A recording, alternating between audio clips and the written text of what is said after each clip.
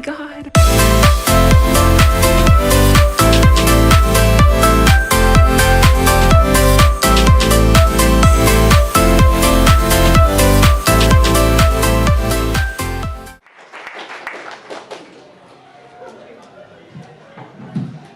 To be honest, even if it wasn't working, I probably would have held the mic anyway. I'm very in touch with my hunting gathering instincts, and it comforts me to have a tool in my hand. So, some of you may not know this, but there was once this time called the 80s, right? Now, I've never been there, but my parents have. They lived there for about 10 years.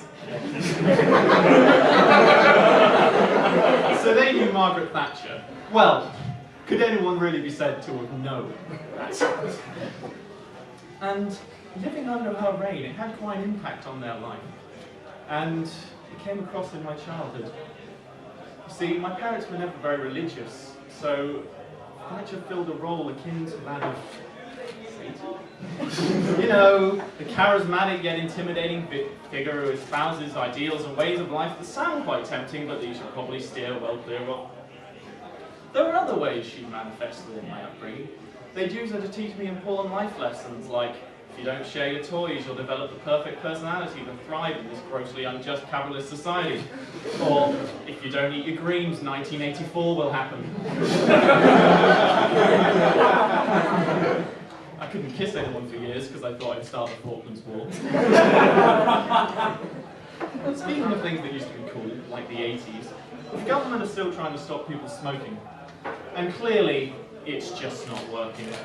And I've thought about this, and I think what they need to do to stop people is to just tell lies. Outright, brazen lies, and if they tell enough of them, eventually people will start to believe them. It's like talking to kids, except with the impending sense of death. And I've got a few examples here. If you smoke a cigarette, there is a 99% chance you will die. Everyone else has just been incredibly lucky. Kevin Costner's Waterworld is a scientifically accurate portrayal of a world in which people didn't stop smoking. Smoking is also the blame for Kevin Costner's Waterworld. Now, sensitive viewers in the audience may wish to turn away. This is a stock photo of a man before he started smoking. And this is what he looks like now.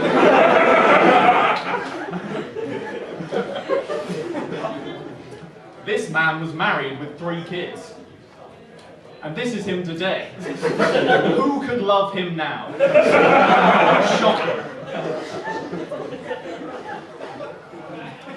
Now, people are always talking about how we should learn from the past and about the good old days, and I've been trying to work out just when these good old days are. I'm thinking maybe mid to late Cretaceous? Dinosaurs. They had it right. They basically had the world's only fully functioning meritocracy. If you were good at biting, you got fed. If you didn't protect your eggs got ate. And if you're a small mammal, you run and you hide. Until the asteroid came along and effed it all up, that is. The asteroid is basically the man. It's the asteroid's fault that we can't put a pterodactyl in the White House. A velociraptor can't make it big on Broadway. Damn asteroid. Who's to say that just because a Tyrannosaurus Rex has weird, tiny arms, he can't fulfill his dream of starting a trendy, upmarket vegetarian cafe? Speaking of things that are really old that you'd hate to find filling a theme park, I've got a few poems of the Bible. It's just not that reliable, is it? I mean, you've got all these stories about the incredible things that Jesus did, but they're all from his mates, his disciples. How do we know it's not just one of those, my Messiah's better than your Messiah scenarios? My Messiah can turn water into wine. My Messiah can walk on water and wine. My Messiah can cure paralysis. My Messiah can shoot lasers from his eyes. My Messiah is literally the Son of God. Alright, fair play, mate. Now, what we need is a portrayal of events from the other side. We've got the Gospel of Mark and the Gospel of Luke. What we need is the Gospel of Judas. And I'm talking about something written by the guy himself, not some Jesus fanboy Gnostics. All I'm saying that maybe it wasn't just about the 30 pieces of silver. Maybe if we saw his side of events, they'd tell a different story. Monday. Today, Jesus Christ turned my bottle of Evian into a bad claret. We could have just gone to the shops. Tuesday. Jesus made a blind man see today. Meh. Wednesday. Had supper with Jesus and a couple of mates today. The bugger only went and forgot the fish. But it's okay, because God's his dad. Miracle, my ass. Thursday. I was chatting to this guy called Pontius Pilate today. He seems like a nice bloke. Friday.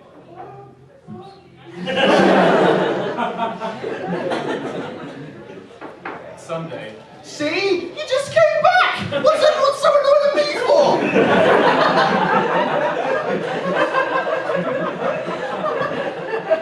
Now, did you know there was more than one guy called Judas in the Apostles? I mean, imagine being that guy, right? It's a name that's been soured by one particular individual. It's like being lesser-known German humanitarian and puppy cuddler, Alan Hitler. Speaking about the unjust persecution of a well-meaning individual, I had my first altercation on public transport the other day. Picture the scene. It's a crowded bus, all the seats are taken, and people are lining up down the middle. It's been a bumpy ride, and I've already seen a fair few strangers accidentally caress one another.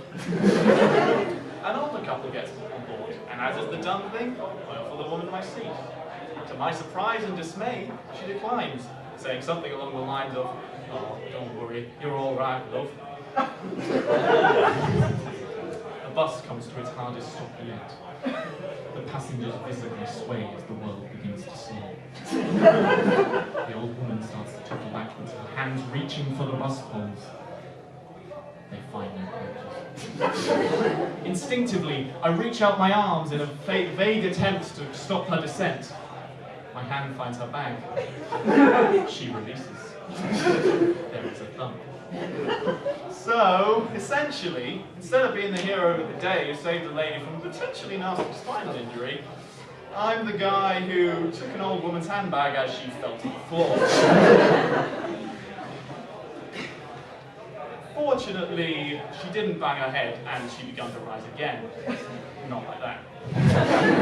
It was then that a passenger approached me and started using no small number of rude words. He may have been talking to the passengers either side of me as well, but in that moment, it definitely felt like he was asking me why I hadn't offered her my fucking seat. It was as if he'd asked me why I pushed her to the ground, hog-tied her arms and legs together, and tried to shove her out of one of those tiny windows. Admittedly, if I had done that, he might have been right to critique me. So here was my dilemma, folks. I'm standing in front of a bus full of strangers, being accused of not doing something that I did in fact do, whilst an old woman whimpers on the floor. I'm exaggerating for effect. Now, I'm actually quite a tender soul. I was way out of my comfort zone. I did manage to stifle a soft, but I did offer her my seat. She said she didn't want it, which is better than such sheer silence, I suppose, bearing in mind I was still holding her handbag. What was I supposed to do? Stand up, chest out, stare the guy down and say, "Actually, I did offer her my seat. If anyone's a fucking idiot around here, it's her." Inferior dexterity.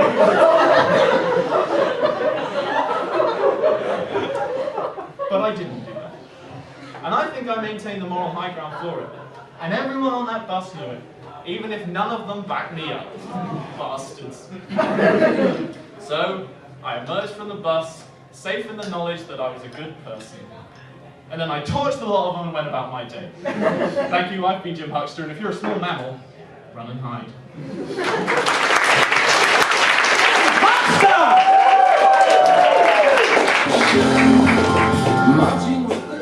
Good timing. Do you think Hogwarts ever got an Ofsted report? They could probably do with one. I mean, their curriculum is terrible. Every student has the arithmetic and language skills of an 11-year-old muggle. Sure, they might be able to turn a blast-ended Scrooge into a coffee table, but can they find the length of the hypotenuse? They might be able to kill a man with a single word, but I bet they can't spell onomatopoeia. I bet they can't even say onomatopoeia. I will say one thing about Hogwarts. They've really got knife crime under control.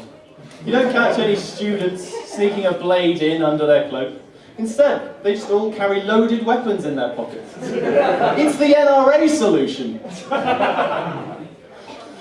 I just also think they're not really setting positive aspirations for the students. They fail to recognise that every pupil has a complex and unique array of emotions. Instead, they just assign them one of 4 personalities when they start, and then they're stuck with it for 7 years.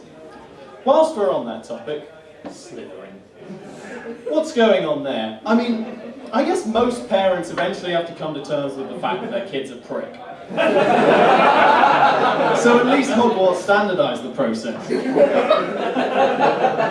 But come on, Slytherin, you guys are really bad at dealing with your own image problem. I mean, your house ghost literally killed one of the other house ghosts. His name is the Bloody Baron, for God's sake. You'd think that'd be a clue. Can you imagine if you found out that your child had been sorted into Slytherin? Alistair's getting very good grades, top of his class. I was so happy when Eliza got sorted into Hufflepuff. What house is your son in? Ravenclaw? Gryffindor? No, actually he's in, Slytherin. Oh, I didn't know your son was evil! He's not, but he's in Slytherin. Not everyone in Slytherin is a bad person. There they are, look! It says right there on the badge in Latin. Slytherin, for arseholes and Nazis. And Snape, I guess. Got any Super Mario fans out here? You're familiar with Wario, right? For those of you who aren't, he's basically like Mario, except fatter, meaner, and yellower. He looks like this. He's a clone, basically. What do you think the design process was on this character? I mean, the red Italian plumber who jumps on tortoises idea was solid gold for a video game protagonist. Why don't we do it again, but make him a different colour? I love it. But what about the name? Mario 2. Super duper Mario. Oh no, he's evil this time! Guys, I've got it.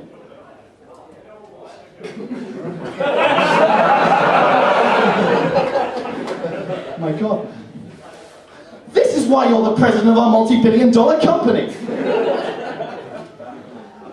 What if all authors designed villains with the same rationale as video game developers? Shakespeare didn't need Iago. He could have just created War Othello. What if when God wrote the Bible, instead of having Jesus hang around in the desert trying to resist the temptation of the devil, he just had him have a good old punch-up with War Christ? Moby Dick would have been a lot more fun if Captain Ahab had just shoved a harpoon into Captain Wahab, instead of having to consider the futility of trying to seek revenge on nature, or whatever. So, I was recently filling out a form for a trip to the US, and they asked some interesting questions. They're clearly still very committed to this whole anti-terror thing, trying to make those baddies slip up at every hurdle. And I've got a few examples of the type of questions they ask, and I should point out, I haven't changed these at all.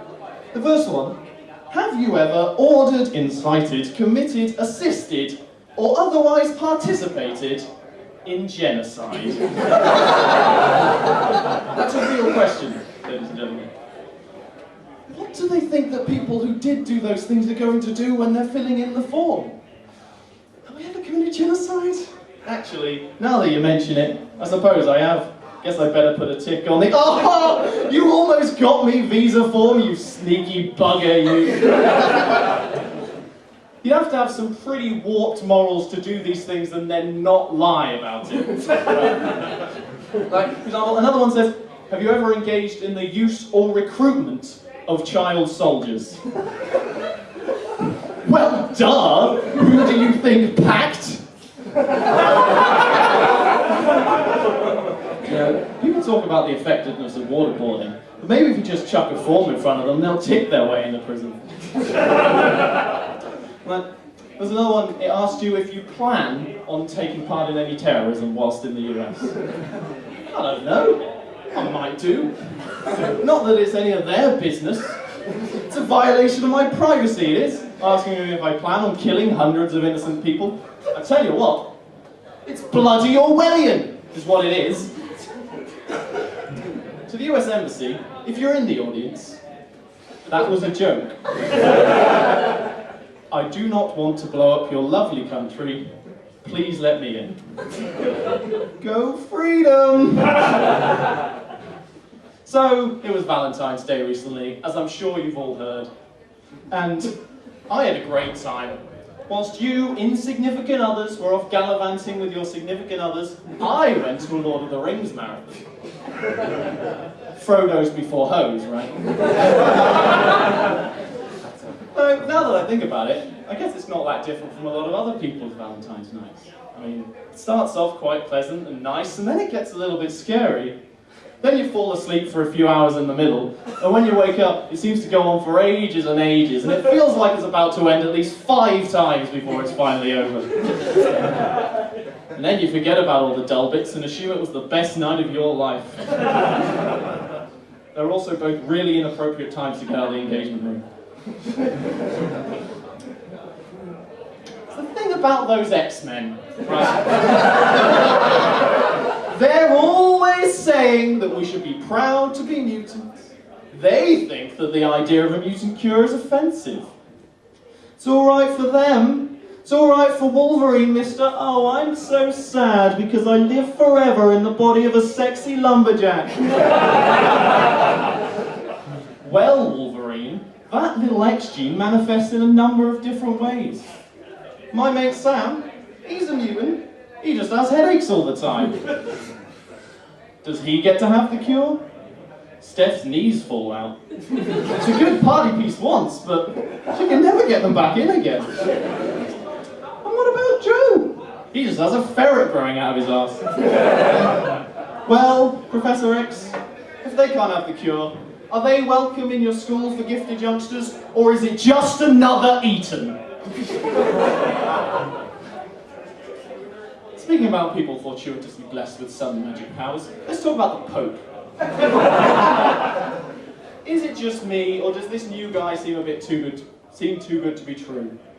I mean, he's had his fair share of controversy, but for a Pope, he's doing pretty well. It's left me feeling all confused. I'm used to seeing popes dully propagate the same old-fashioned ideals, but this guy seems to be saying too many reasonable things. I think we need another figure. Someone to make me feel comfortably depressed again. What we need is an anti-pope, like they used to have in the olden days. Someone created a challenge to the current pope. He just turned up to bother the real pope while he's in meetings. Get a job, hippie! I spoke to Jesus. He says you're a dick. Hey, Pope, chess called. It wants its hat back. And then he can turn up to play little games like Pope Tennis and Pope Kart Double Dash.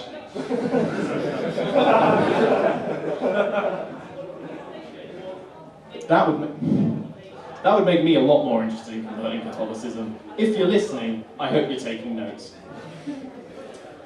The only real difference between the anti-pope and the pope is that the P on the anti-pope's hat is upside down. And he's always hanging around with his gangly purple brother, the Dalai Lama. Thank you, I've been Jim Hoster. Guest for CCC this week, Mr. Jonathan Abel.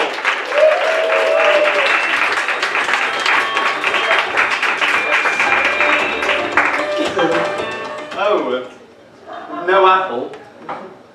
That's fine. That's fine. So, my name is Jonathan Abel. I am here to give you a guest lecture in general studies. If you enjoy what I have to say, you can find my book, Cat on a Hot Tin Autocracy, at all good bookstores.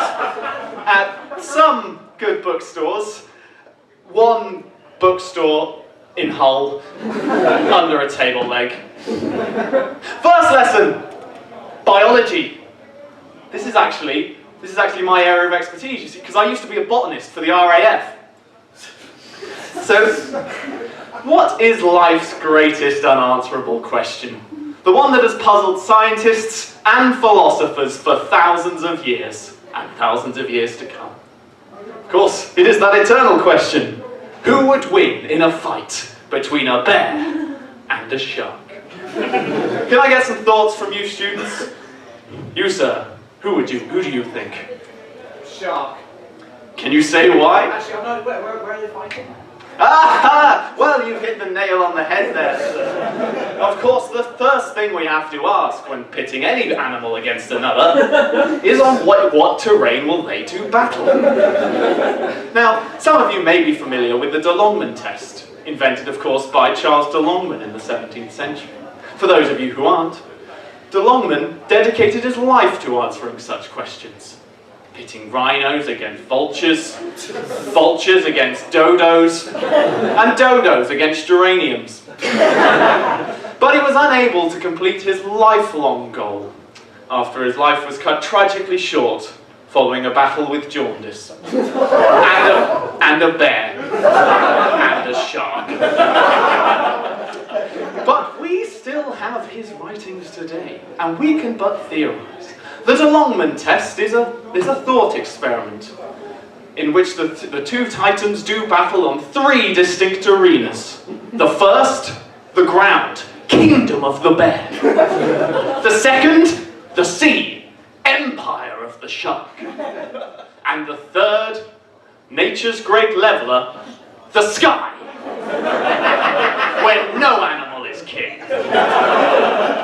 Then these two titans will be chained together and dropped from 50,000 feet, while we mere mortals gaze on. Truly, when mankind has achieved this, we will have reached our zenith. On to less important matters. Physics. You'll like this one. Why did the physicist hang himself from a spring? Because he was sinusoidal. Well, clearly some of you haven't been revising. If you had, you would have found that hilarious. And you'd pass your test. Let's just say there's going to be more than a few D's in this lecture theatre. No pun intended. Next lesson, English literature. What's your favourite kind of weather? Can you elaborate? And this weather, how does that make you feel? How does that affect your mood? Ladies and gentlemen, meet our new poet laureate. It's not your fault. You see, we academia have a name for that erudite observation of yours. Pathetic fallacy. It's when the weather reflects the mood of the scene. That's all it is. You don't have to be fucking Wordsworth to work out that when it's damp, people get annoyed. That's not how it works in the real world, people. If depression makes the sky grey, why has it been so fucking sunny around me lately? I mean, yay, Shakespeare! Art lesson. What I have here is a piece of genuine, 100% critically approved art. Now I need a volunteer from the audience to make it better. Anyone, please volunteer. You there, sir. I mean, boy. This shall be your brush. You may apply it anywhere upon this art. Remember, there are no wrong answers. No! What are you doing? This is art, man! Try again. Try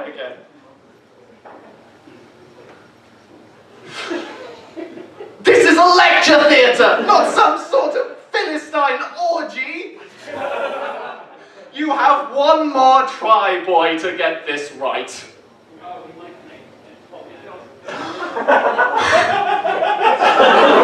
Do you see this? My boy, I think you've done it. You've created true art. Oh, no, wait, it's shit. Sorry, I misread. Oh God. Linguistics! You know what I've been waiting years to say? Fuck C!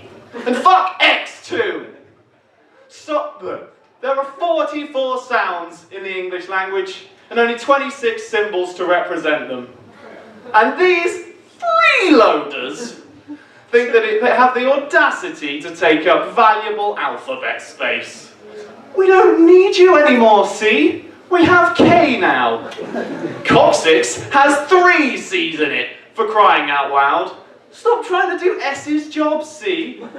Don't even get me started on W. The names are now right lie. That's clearly 2 V's stuck together. If you'd like to know more about my linguistic hypothesis, you can buy my book, Phonological Beauty Queen. Please buy my book. Oh God. What else are you lot learning?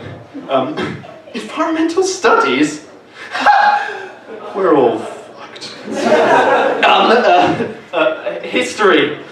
Oh God, what happened in the past? I think the most important period to be aware of is the one between 2008 and 2015.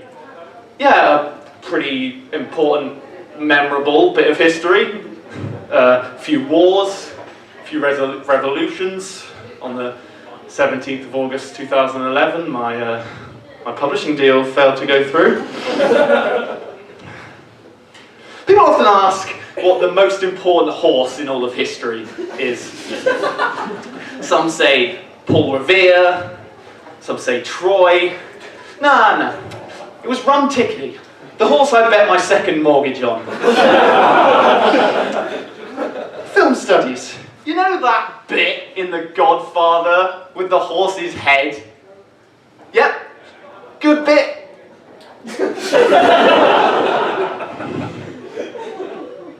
I wasn't always a lecturer, you know? I used to be a lumberjack cage fighter, like my dad. Making the family proud. I never could live up to him though. Didn't have the beard. So I let him down. I took a dive. And then, after that, what was there left for me to do except take my transferable skills and teach to a degree level at a prestigious British university? I'm so sorry, Dad. Chemistry. What is the chemical composition of a man? 6 parts water, 3 parts calcium, and 1 part sad. So, that concludes the lecture, and I expect you all to have done your coursework. Remember, it's due in, I don't know when it's due in, but you should probably do it. I expect your coursework on why I love my lecturer to be of the finest quality. And don't forget to use Harvard referencing. I did, and look where I ended up. Thank you, I've been Jonathan Abel. It's not going to be spooky unless you find the process of aging terrifying.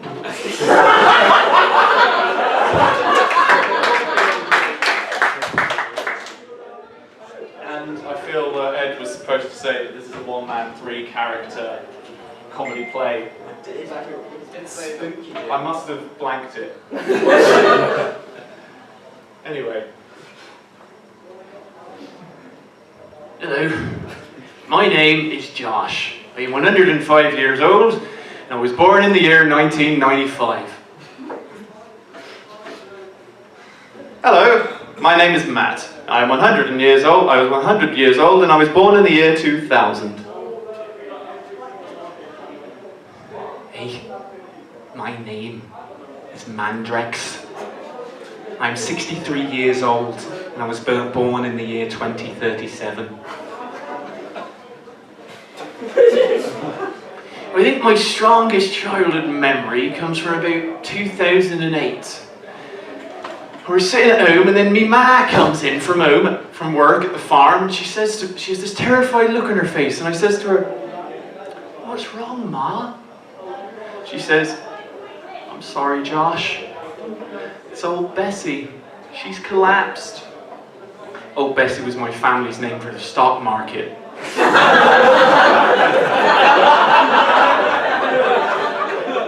It was a troubling time, the credit crunch. We couldn't afford to keep Little Scrunty, so we had to have him terminated. Little Scrunty was my nickname for our Sky subscription. My home never quite felt the same without the sound of him yapping away, providing sports, entertainment and biased news coverage at an affordable price. Well, it was a scary time growing up at the turn of the 21st century. It was all terrorism that, global warming this. Of course, the most terrifying moment was when Al-Qaeda teamed up with the sun. Our worst fears had come to light. It was all okay in the end, though, because when the Green Party came into power, they strapped tasers to all the windmills. And now global warming and terrorism are dead forever. It's funny to think that I'm one of the few people still alive who can remember that. I suppose I'm a bit of a relic of a bygone age, like iPods and capitalism. My strongest childhood memory comes from the time of the Great Peak Apocalypse. We should have seen it coming. Gene kits were a dime a dozen. Anyone and his mum could make a new species in their garage. It didn't take long before they'd made all 151 of the original Pokemon. So many people made Pikachus. And then they escaped, and they bred, and they ravaged the countryside. Something had to be done. And so the government called for a nationwide cull. Any Pikachu was to be killed on sight. I was 8 years old when it happened, 2045. I was playing in the garden when I heard this cry. I went down to the fence and I saw it there, covered in blood, stuck on half the fence.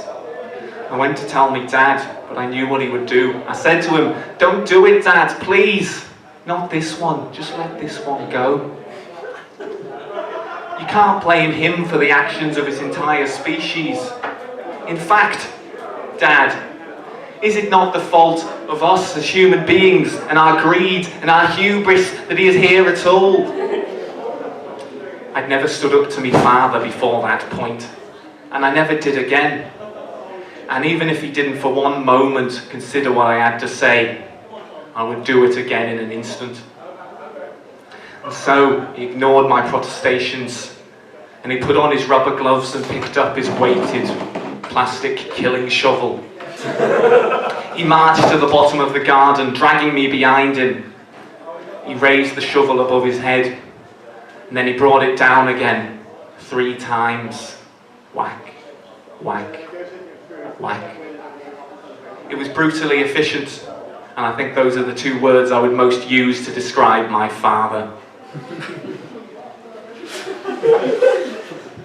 I remember the time the government brought in a new letter. It was a revolution in linguistics. They call it the dingwah. I was middle-aged at the time, see, and I remember having to explain it to my kids. The hardest bit was teaching them how to pronounce it. I would spell it to them phonetically, you know, so I'd write it down on a piece of paper, D-I, dingwah, Q, dingwah again, F. And I'd sing a little song, you know, we all know it, the one that goes A, B, C, D, ding, what, E, F, G, I, double ding, what, J, and K. Of course, after they brought the double ding, what in, they didn't need the other half of the alphabet.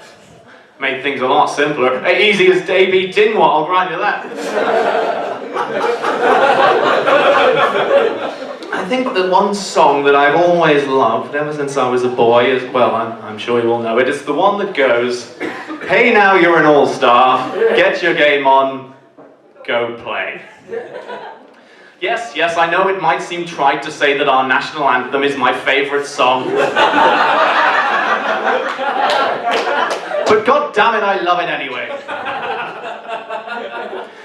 You see, the lyrics really spoke to me. I think they were really quite prophetic for the rest of my life. You see, well, the years did start coming and, well, they definitely didn't stop coming. Apart from that one year where they did.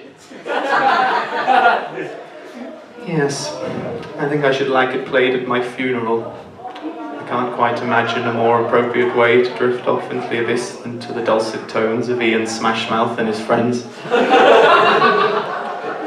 I suppose the song's really rather archaic now, or with the line, she was looking kind of dumb with her finger and her thumb and the shape of an L on her forehead. No one uses L anymore. Too many right angles. I suppose a more appropriate line would be the shape of a dingwat on her forehead. All the best swear words start with dingwat. You know the ones.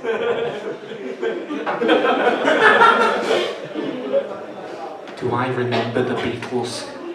Of course I do. We were at war with them for 20 years.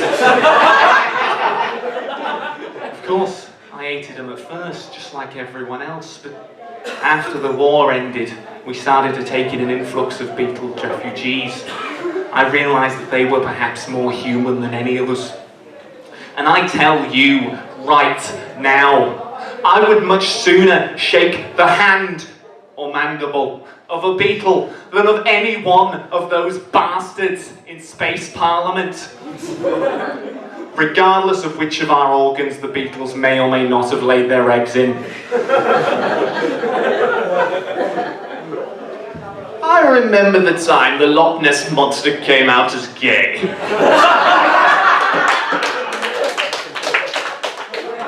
The media had a field day. Though admittedly that was more because he'd come out at all. The gay thing was really more of an aside. It's hardly a surprise. I mean, I don't suppose there are many lady Nessies in that loch, and when one spends all day looking at one's own reflection in the water, there isn't much one can use to draw inspiration from when one does the monster mash.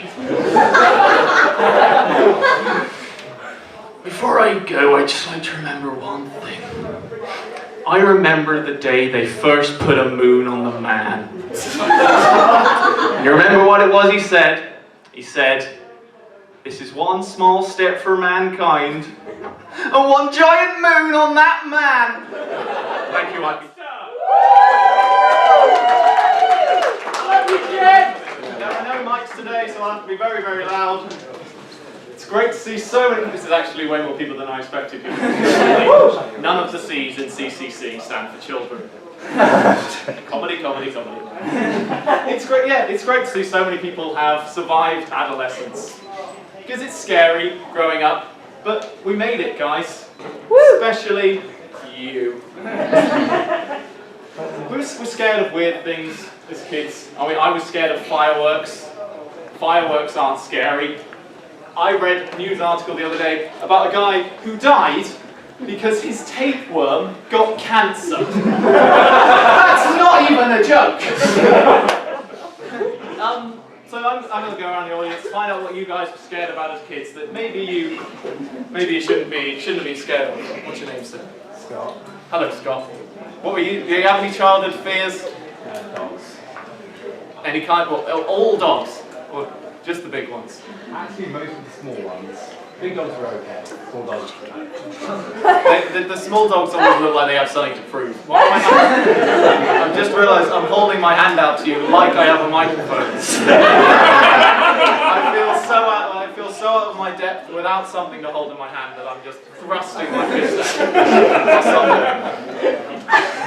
at. What's your name, sir? What, sorry? Oh, Bern. Yeah. You were scared of snakes. That's a more reasonable fear, I think. I mean, though admittedly not one we encounter every day. No. When did it start? I don't know, but it still carries on. I can understand the fear of snakes. Most of them are poisonous, unlike dogs.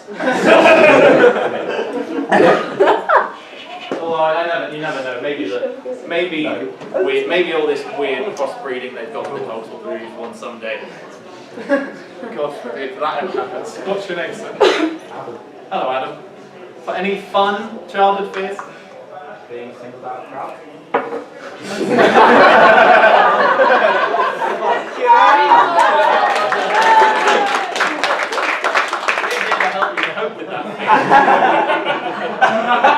Now, if you just like to strip naked and stand here. What?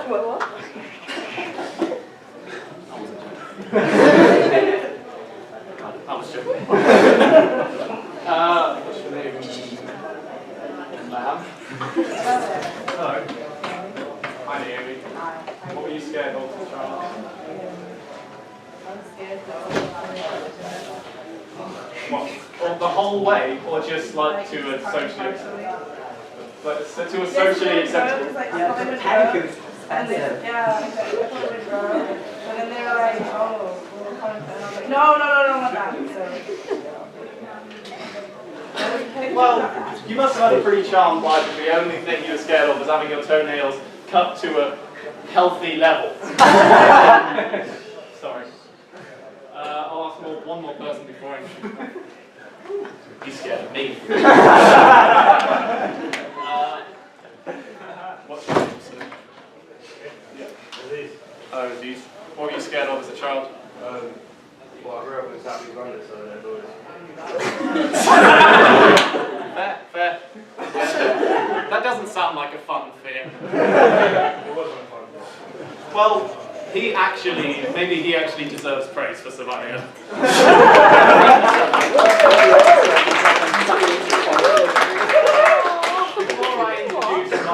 Before I introduce my first extra special act, I've got a few rules. That door over there, imagine it's a wall. Don't try to go through that door because it makes a noise and it disturbs the camera. If you want to go to the loo or get a drink, go through that door in the corner. Imagine that is a very friendly giant with an open mouth. and drink his beer with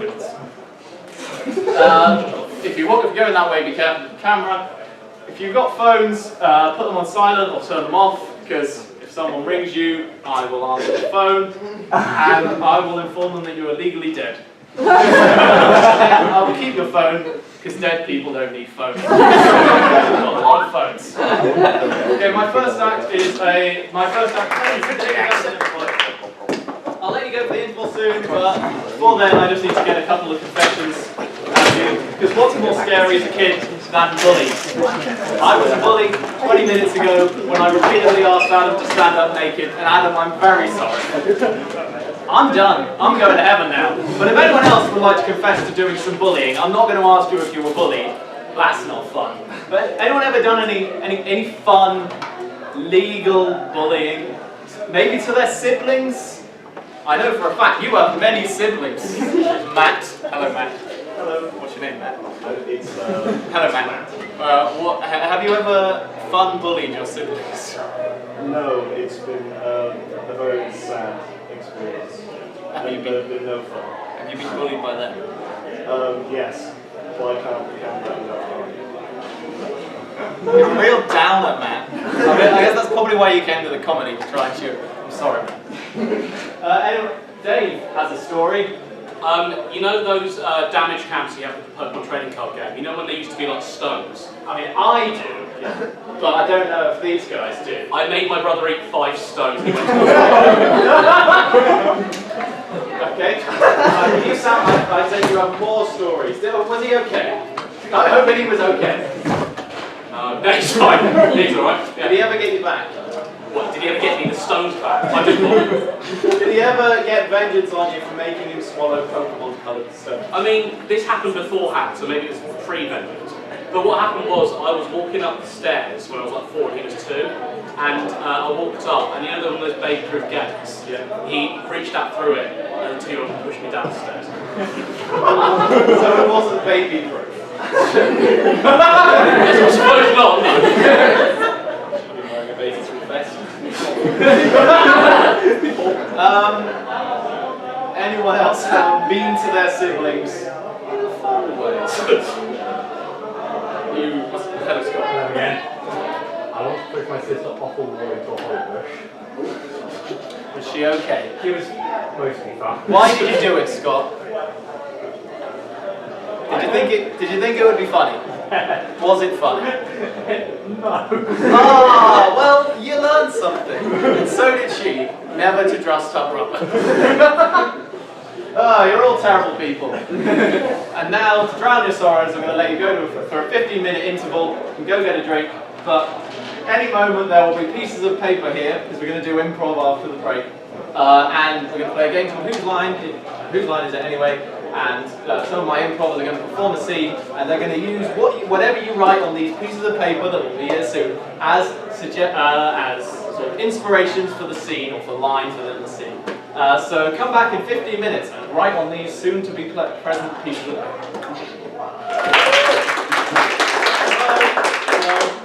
If we could go back in time, we'd probably tell our younger selves a few things, like not to be scared of fireworks, and to always look for tapeworms. I would probably have told myself a few hours ago that there's no top button on this shirt, and I do not have the chest to pull it off. Anyone got any life lessons they would give their younger self? Like you, Matt, what's your name? Hello. You look very scared. Would you have any lessons for your younger self? No, I think that's right. Okay, well, so you go back just to say, you're on the right track, kid. That's it. That's a positive answer. Hey, unnamed stranger. What's your name? Sam. Hello, Sam. I would tell my younger self not to microwave and make some food. Do you know why? It's a weird condition. I don't know, I think it's deep. Either way, you guys shouldn't microwave chicken. Not my bad. Did you just get food poisoning? Yeah, pretty much. Right. You need to tell yourself to invest in some basic cooking lessons. What's your name, sir? Sam. Hello, Sam. You got any words of wisdom for your younger self? I want to fart really loudly, but I don't want that You're fine. Yeah. No, not So I'd probably say, don't do that. Don't do Latin. Both, maybe, Well, either don't fart or don't do Latin. Either way, you win. Looking for prey. What's your name? Hello, don't blow. You got any words of wisdom for your younger self? Ever? No, as a teenager, when it's illegal. Did you get busted?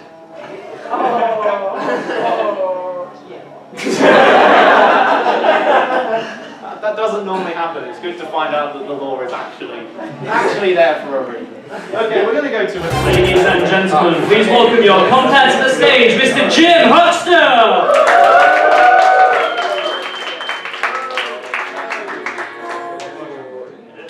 How it is working. Hello, it's great to see that so many of you survived, not just Christmas, but that god-awful flood and power cut we had last term. I'm probably safe to say that most, if not all, of the people in this room were affected in some way by it. Many of you positively, and I saw that a lot of you didn't even get your essays done until the morning of the delayed deadline. So much so that you slowed the whole library down. The computers wouldn't even work properly because so many people were trying to print off their stuff. And I'm going to talk about the floods because it's a thing that we in this room share with a very small portion of the country, so we can feel very special about that. I remember the two main quotes I heard when I went home. The two main quotes I heard about the floods in the news were, one was, "This must have been what it was like during the war," and the other from the manager of Gogarito was, "It was like a zombie apocalypse." But clearly they were in a different town because my immediate response to losing power and being in the dark was just to try and sleep it off. But I don't think that would have worked for Churchill. To be fair to the zombie guy, there were a lot of people outside, but they looked like they were enjoying themselves, because I think, really, secretly, we were all quite enjoying it. Because I think we all like to think about what we do in the end of the world. For example, I've already looked around this room and decided which of you I would eat first if during the nuclear holocaust. What's your name, sir? Josh. Hello, Josh. Have you ever considered devouring a loved one? No. Well, I'm gonna put you on the spot here. Right. Would you eat in a food way your mum? I'm gonna say no. What if she wanted you to? I would also say no. Oh, cruel! Deny your mother her dying wish.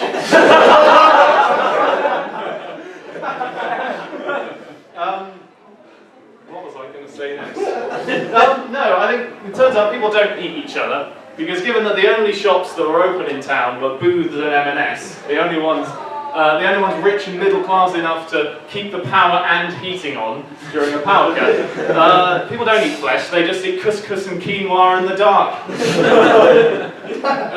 Were you here during the floods? I was, yeah. What's your name? James. Hello, James. How's it going? What did you eat in the floods? I ate ice cream that was gonna go off, and then I just sort of stared at my defrosting food and sobbed. Well, that story started with ice cream and ended with eternal despair. So you win some, you lose some. What about you? Were you affected by the floods? Yes, I was, yeah. What's your name? Chloe. Hi, Chloe. Did you live on campus or in town? In campus, yeah. So you just got kicked out then? Yeah, we did, yeah. You didn't get to experience looking for bread at 3 o'clock in the afternoon and only finding Ribena. That's what happened to my household. Ribena isn't bread. Ribena is crappy wannabe bread that's fallen under a bus. It's like the Internet Explorer of bread. Eating it was depressing, more depressing than that guy who died. I'm going to introduce you to my first act of the evening. He's going to cheer you all up with his happy tone. This is Dave Duncan. Hello again. I remembered in the middle of that I forgot to tell you the rules. So here's the rules of the Comedy Club. Don't go out that door. Imagine it's a wall, because when you open it, it makes a big scary noise. If you can, go out that little door over there if you need to go to the loo. Unless there's a fire, in which case, disregard all rules. But mainly that one. Also, don't trip on the camera, because you'll break it and you'll have to pay Ed. And if you got your phone, silence it or turn it off, because if you don't, if it rings, I'll take it and I'll eat it. And every time you get a call from your mum, I'll think of you. Going back to those floods, my housemates and I chickened out early. We left. We got a lift out. But before we left, we made sure to take the best things from the freezer that we didn't want to lose. So we took the mince, we took the sausages, and we took the chips. But when we came back, we found that there was still corn in there, and we had to have a very depressing discussion about whether corn would go off if left in an off freezer for a few days. It was incredibly depressing. If you didn't know, corn doesn't go off because it doesn't have a soul, and that's the bit, that decays. We missed out a lot. We missed out on a lot while we lost the power. I missed my video games. What about you? Sir? What's your name, sir? Andrew. Hello, fellow comedy member. Yeah. Were you here during the floods? Yes. What did you miss most? What did you miss most about the lack of power? The warmth on my flatmate's cheek. Were you in water? Has he cooled down? No, they died. Whoa. We're going to step away from this. It's your fault. I think you should probably tell someone about apart from me. What's your name, sir? Sam. Hello, Sam. Hi. What did you miss the most? Either if you had to go home, what did you miss the most about Lancaster, which is less interesting, but do that anyway. Oh, Thanks, Sam. just being able to do work, basically, and not be distracted. Nerd. No, what I missed the most. Wait, no. What I heard a lot of older people saying. They were remarking on watching students try to use payphones and saying they hadn't used it because they hadn't used them. They'd never used them before, and they were saying things like, "Oh, Not like back in our day. It just goes to show how much we rely on technology. Yeah, because I'm sure back in the 80s, they just catch a passing stag and watch Noel's house party in its entrails. These days, even stags need the password. But you know what happened after the floods? Everyone got better, apart from that guy, and we went home for Christmas.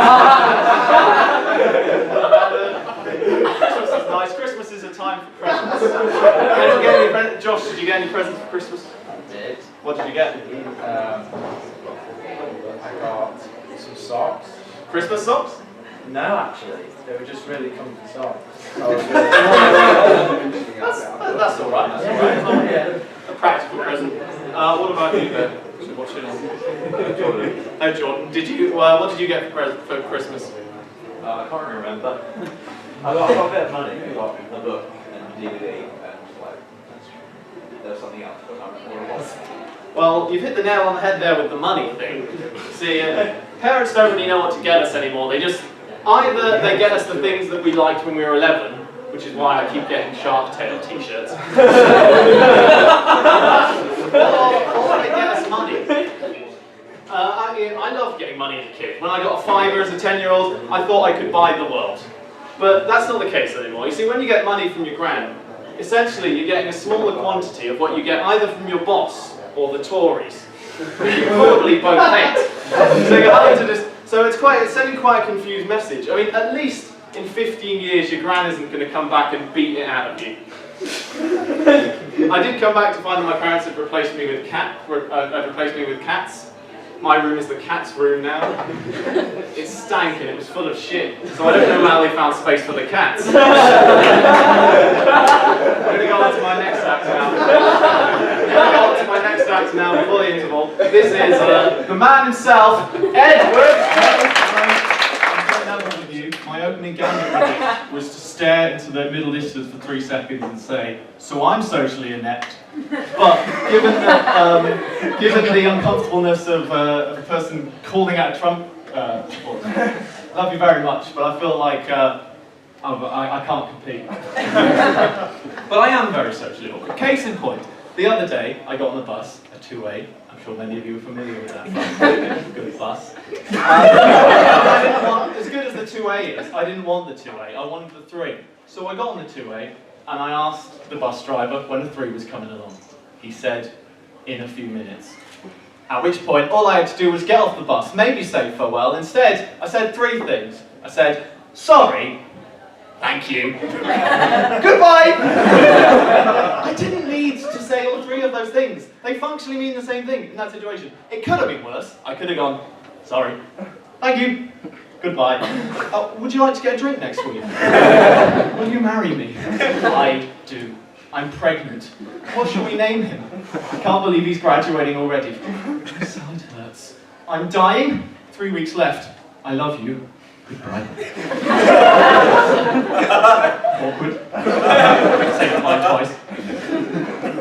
And also, I want to say, if I am ever going to have kids, I'm naming them something cool like Zalgon. And my potential future bus driver husband is going to have to come to terms with that pretty early on in the relationship. Another awkward thing I do, you know, I'm sure a lot of you know when you're crossing a zebra crossing and you hold up your hand to thank the driver for stopping you. Stop doing that.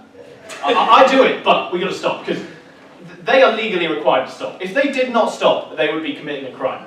How ridiculous would it be if we went around all the time thanking people for not committing crimes?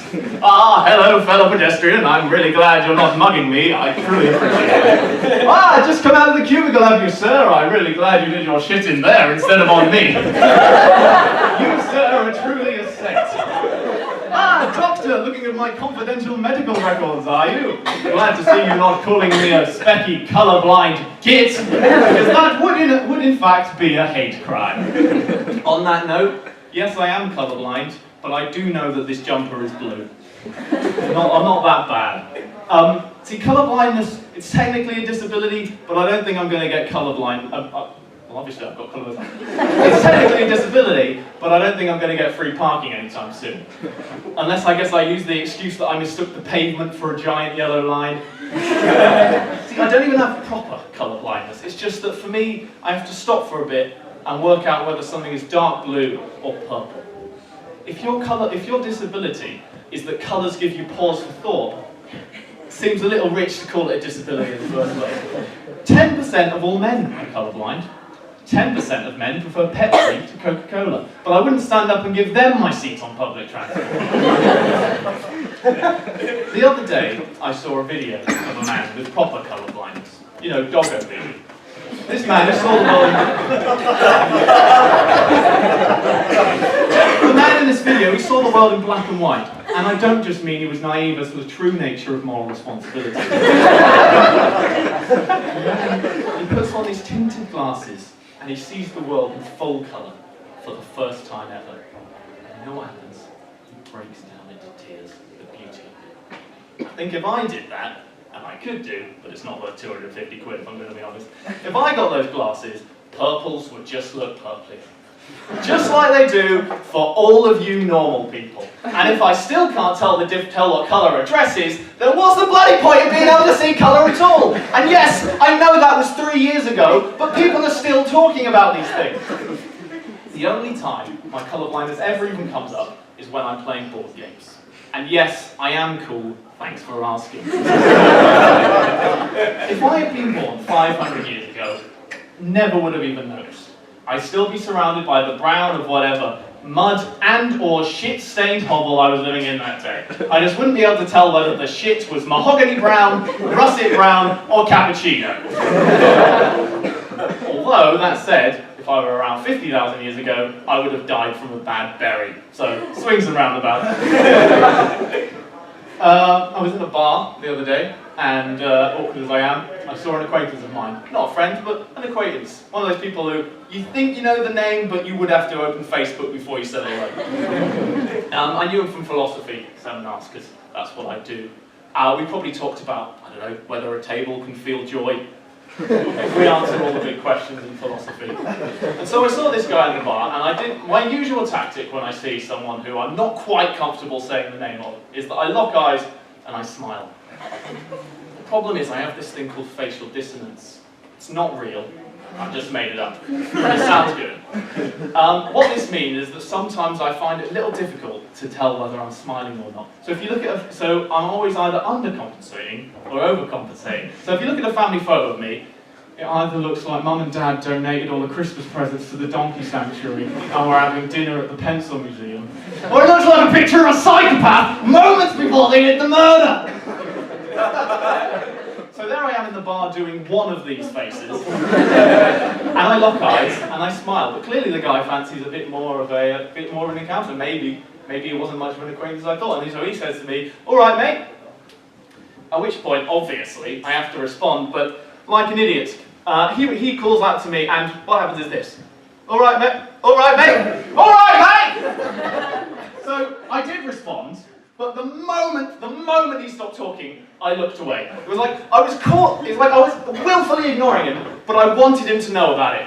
I called his attention to the fact that I couldn't look him in the eyes. I managed to turn a simple "how you do" into the biggest F you can imagine. That's hyperbole, of course. I could have bottled him. Before I go, I'll leave you with one more story to convince you that if you see me on the spine, avoid eye contact. Give me a cheer if you remember Derely Dunkers. Good. I like to check now and then that I haven't slipped into an alternate reality in which Derely Dunkers are called Dippin' Sticks. In the alternate reality where Derely Dunkers are called Dippin' Sticks, never really caught on. Must be an image problem. For those of you who have no idea what the hell I'm talking about, Derely Dunkers are a very basic British snack. It's cheese dip and it's breadsticks in the same package. Lunchbox food, traditional, great. Traditionally, not for grown-ups. But I say, screw that. If I want to get my dip and my breadsticks pre-packaged together, and I do, then I'm prepared to pay a premium for it. Okay, now that you've all got the necessary background information, I'll continue with my story. I am on a bus. Not now, this was the past. I was on a bus. And it was time for lunch, and I had a seminar to go to. So I reached in my bag for my lunch. My lunch was a Derely Dunker. Stop right there. How do you eat? The primary motion for eating a Derely Dunker is this, for those of you who've never seen one before. Delicious. How do you respectably eat on a bus something that could reasonably have been sold under the name cheese shovels? Surprisingly enough, in the alternate reality where they are called cheese shovels, they sell very well. You never know. As I was eating them, I could feel the eyes of the passengers around me. People who had no idea what these things were thinking, what is that guy doing? People who did know what they were thinking, is that guy eating dairy dunkers? Aren't those for 8-year-olds? Is that guy 8 years old? He looks way too handsome to be an 8-year-old. Why am I thinking about how handsome 8-year-olds are? Well, I want a dairy dunker. Because I just have that effect on people. Most of you are probably thinking that right now. Nevertheless, I feel that I ignore the haters and continue with my lunch. And I'm nearly at the end when a large, burly man sits next to me, his girth pushing me against the side of the bus, by which I mean his large shoulders.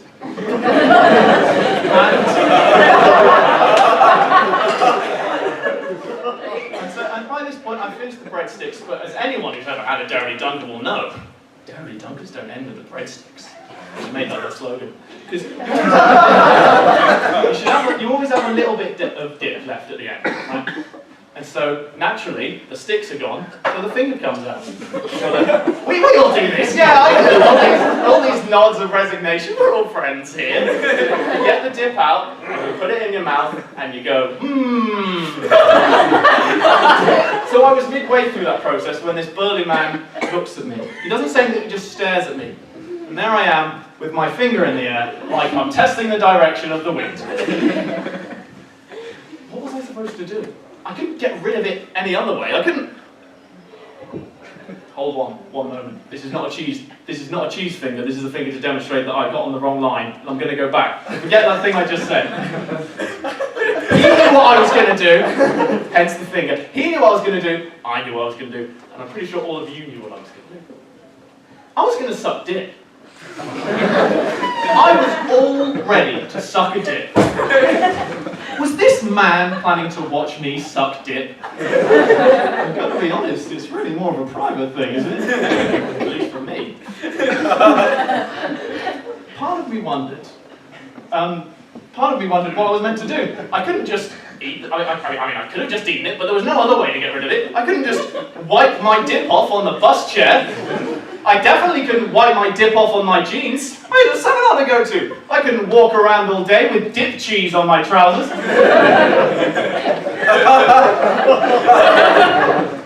I almost thought he was going to ask if he could suckle me. Like I was suckling a baby lamb, except the milk had gone off and turned to cheese. But I was having none of it. I wasn't about to let this large man suck my dip on public transport. I paid good money to suck my own dip. And you know what? I've been sucking my own dip since I was 8 years old. Long story short, I ate the cheese, and the man said nothing. Though he did then proceed to get out his own lunch, which was a burrito, which he ate from the middle outwards, like a fucking animal! And I thought I was a food barbarian. I've been Jim Huckster. Sorry. Thank you. Goodbye.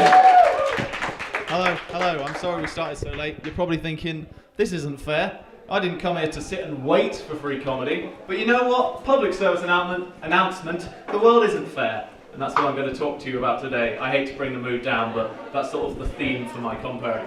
You're probably all thinking it about now, thinking that given the current sort of political situation, the world's a bit unjust. Given the climatic situation, just every single climate, political, climatic's not climate. What was I about to say? The world sucks, is what I was trying to say. And you know what? We already know this, don't we? Because we all learn that the world, unless we're rich, we all learn that the world sucks when we're young. Case in point, give me a cheer if you have any siblings. You look not too excited. You look like you wooed, but more out of sort of necessity. You didn't sound excited. So how many siblings have you got? One. A little brother. How much littler? How much younger? 14. Do you ever 6 years? Do you ever fight with him? Oh yeah. So when you reached 18 and he was 12, was it like, did the fight suddenly escalate when you got old enough to buy a gun? No, it got more intense because he hated that I was able to go out more. What kind of fights did you get into? Physical, verbal, emotional? Verbal, emotional, yeah. Oh, so no actual. So it was like you left lasting I damage. punched my little brother, but I mean, I'm sure there's someone here who's probably punched their little brother. Give me a cheer. Oh, Hannah, you've punched your little brother. Tell me more. Assuming he's still around, because that would be a happy story. I mean, a long time ago. Not since he went through puberty. He could probably knock me out if he wanted. Was it because he was going through puberty that you punched him? I can't remember why. I think he probably broke a toy I had or something. So you can't remember what the slight was. So it probably didn't deserve a punch. If you can't even remember it now, he probably didn't deserve to get punched in the face. I like to think I'm fair enough that he remembers. I remember fighting with my younger sister. She's only 2 years younger than me. But see, when we used to fight when we were kids, but I'd sort of favour a sort of chopping motion, maybe a slapping motion, maybe the occasional backhand. But she'd do this, like a cat, because you see, she would never cut her fingernails, so she had claws. So after the fights, she'd walk off from it and probably not be hurting in like 5 minutes. But you see, I would have battle scars, because I would have cuts down my arms, and they'd hurt for a good 8 hours. The thing is, this is what I'm talking about is unfair. Parents don't understand. Because you see, when my mum saw us fighting, she punished us equally, because the parents are so keen to make us think that the world is fair and equal, which it's not, but they're so keen to make us think it is, that they dole out punishments equally, when really the punishment should fit the crime. Because you know what? She committed grievous bodily harm, and in the court of law that can get you at minimum 8 years. At most, I committed minor assault. What about, talking about injustice, give me a cheer. Anyone here still bitter about detentions they got at school? Oh, Jordan, just destroying all pretense that I don't know half the audience already. Hello, Jordan. What was this detention that you still remember? It's that I got detention because the teacher thought I wasn't listening, so he asked me to repeat. He asked me to repeat what he just said, and I repeated what he just said, and he gave me detention anyway. Did you get it right, or did you assume that he said you're a dick? I mean, I was being a dick, but I didn't get it right. What kind of detention was it? Was it like for the miss all playtime? Pretty much. That teacher sounds like a dick. Yeah. Where is he now? Is he one of those teachers that you can sort of at least be glad he went to prison? If for nothing else, then he's no longer giving kids detentions or other. I'm not going to go down that route. Anyone else with detentions they still feel bitter about? Yeah. Oh, you sound like you're only half bitter. Maybe you think you deserved it. I mean, maybe I deserved it. I just really hate that teacher anyway. Go on. She was a crazy Romanian French teacher. I mean, is the Romanian part relevant, Scott? Is it really? Unless she sent you to Romania for the punishment. No, because the Romanian education system is really nailed, and she thought you should suffer like she did. Right. Okay. Well, I'm not going to go into details because I feel like you bear a big grudge against Romania, and I don't want to open up that kind of worms. I once got called to the head of year's office because a girl had told the head of year that I'd been bullying her. But what had actually happened is that this girl had called me fat, which I was at 13, but have some tact. She called me fat, and at which point my friends immediately leapt to my defence and responded by calling her fat in response. At which point she got sad and told the head of year that I'd been bullying her. And the weirdest thing is this happened twice. 2 different girls called me fat, got called fat back, and then told the dude on it. I must be just a sort of a magnet for prepubescent angst. I mean, I was pretty fat, so I probably just sort of my gravitational pull probably drew it all in. I think probably I did wonder if the head of year just called me in to double check that I really was fat. Because if I wasn't, my friends they're just being dicks. But if I was, they're heroes. Always ready to stick up for the little man or the big boy in my case. What about? Did anyone remember class detentions? Yeah. The greatest injustice of them all. Some people talk, you don't, and then you miss your playtime. What's that all about? I remember once we came in from a PE lesson. That's physical education to people who don't know letters.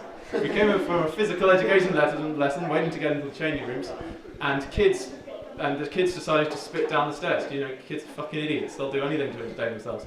And then one piece of spit landed on the PE teacher's clipboard. And boy was he angry, because he marched us all outside and stood us all against the wall until one of us owned up. No one said anything for 2 minutes, till one guy stood forward and said that in fact he had gobbed on the clipboard. You know what? He hadn't gobbed on the clipboard. He hadn't even been there. You're hoping that right now I'm about to say that every one of us then owned up to spitting on the clipboard. We didn't. We let that guy burn. I wonder where that guy is now. Probably walking into police stations, claiming that he did the probably walking into police stations, claiming he did the Moors murders, or calling up the FBI and saying, nah, 9/11, that was me.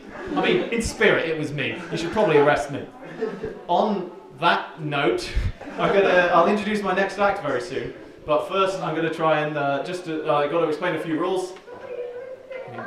I was going to say don't go through that door because it's loud, but I don't think there's enough people that matters. If you've got a phone, turn it off or put it on silent. Either's fine. I won't know the difference. But if your phone is loud and it does go off, if your phone does go off, I will take it and I will answer it. And I don't care whether it's your mum calling to check on you, whether it's student finance, or whether your cat at home has walked on the phone and called you up. I'm telling them you're dead. And then I'm taking your phone and keeping it, because dead people don't need phones. So keep it on silent, guys. Now, before I pass over to my first act, Dean, I'm just going to try and raise the energy a little, because God knows we need it in these trying times. In these trying political times, we need it. So I'm going to talk to. I didn't ask any names of people in the audience, so I'm just going to pretend I asked Hannah a name rather than knowing it. Hannah, I'm going to need you to. So you remember when you punched your brother because you were annoyed about something? Yeah. Take that anger, channel it into joy, and you're going to just. I'm going to say go, and then you're going to just whoop and cheer, and it's going to resonate around, and then I'm going to introduce my next act, Dean Sang. Okay, so Hannah, remember the punching. 3, 2, 1, go! Ladies and gentlemen. You, sir, when did you first realise the world was unjust? At the age of 6. Usual age? What happened? Keep it light. Give me. Oh. As long as it's not a death in the family. No, that was 7. My teacher gave all the rest of the class a lollipop, but she gave me and somebody else because she'd run out some chalk. Chalk? Chalk instead of lollipops? It's just what she had, and it was colourful. I was happy with it at the time. Well, I mean, to be honest, chalk is the gift of writing. And you know what you can do with writing? You can draw 1,000,000 lollipops. Maybe not 1,000,000, chalk is shit, it'll run out. But I mean, you can draw at least more than one lollipop. What about you? Chloe? Hello, Chloe. I'm just not even bothering to ask people's names. Chloe, when did you realise the world was unjust? At birth.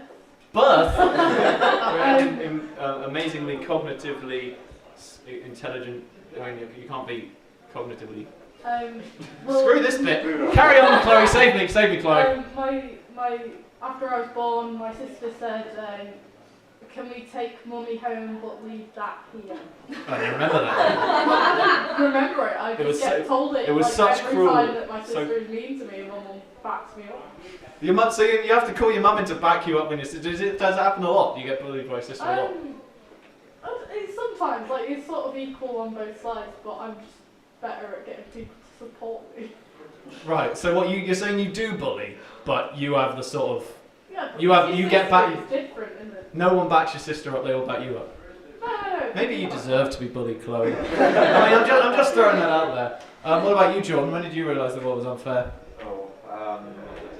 Well, I mean, I was really young. My cousin ripped the top off a stress ball shaped like a beer bottle. You had a stress ball shaped. I mean, you had a stress ball shaped like a shaped. Right, and he gave it to you as like a memento to remember him. No, I was just in his house. Oh, you nicked it. I didn't nick it. No. Right. No. There's so many layers to this story, John. So I was in his house. You had a stolen stress ball. Yes. It looked like a beer bottle. Bearing in mind you were a child, so you shouldn't even have that kind of thing. And then you thought he'd drink it? You ripped the top off? No, she just ripped the top off. And then I got blamed for it. Oh right, she's tell them that you've done it. Yeah. Did anyone ever lie to their parents that their sibling had done something bad that they'd done? I still do it. Do they still buy it? Because as we've gathered, you're the favourite child, Claire. Yeah, because I'm not at home as much, so. I set up the Scalextrics, which I wasn't meant to set up, and blame my baby sister. They didn't buy it. I'll tell you when I've realised the world was unjust.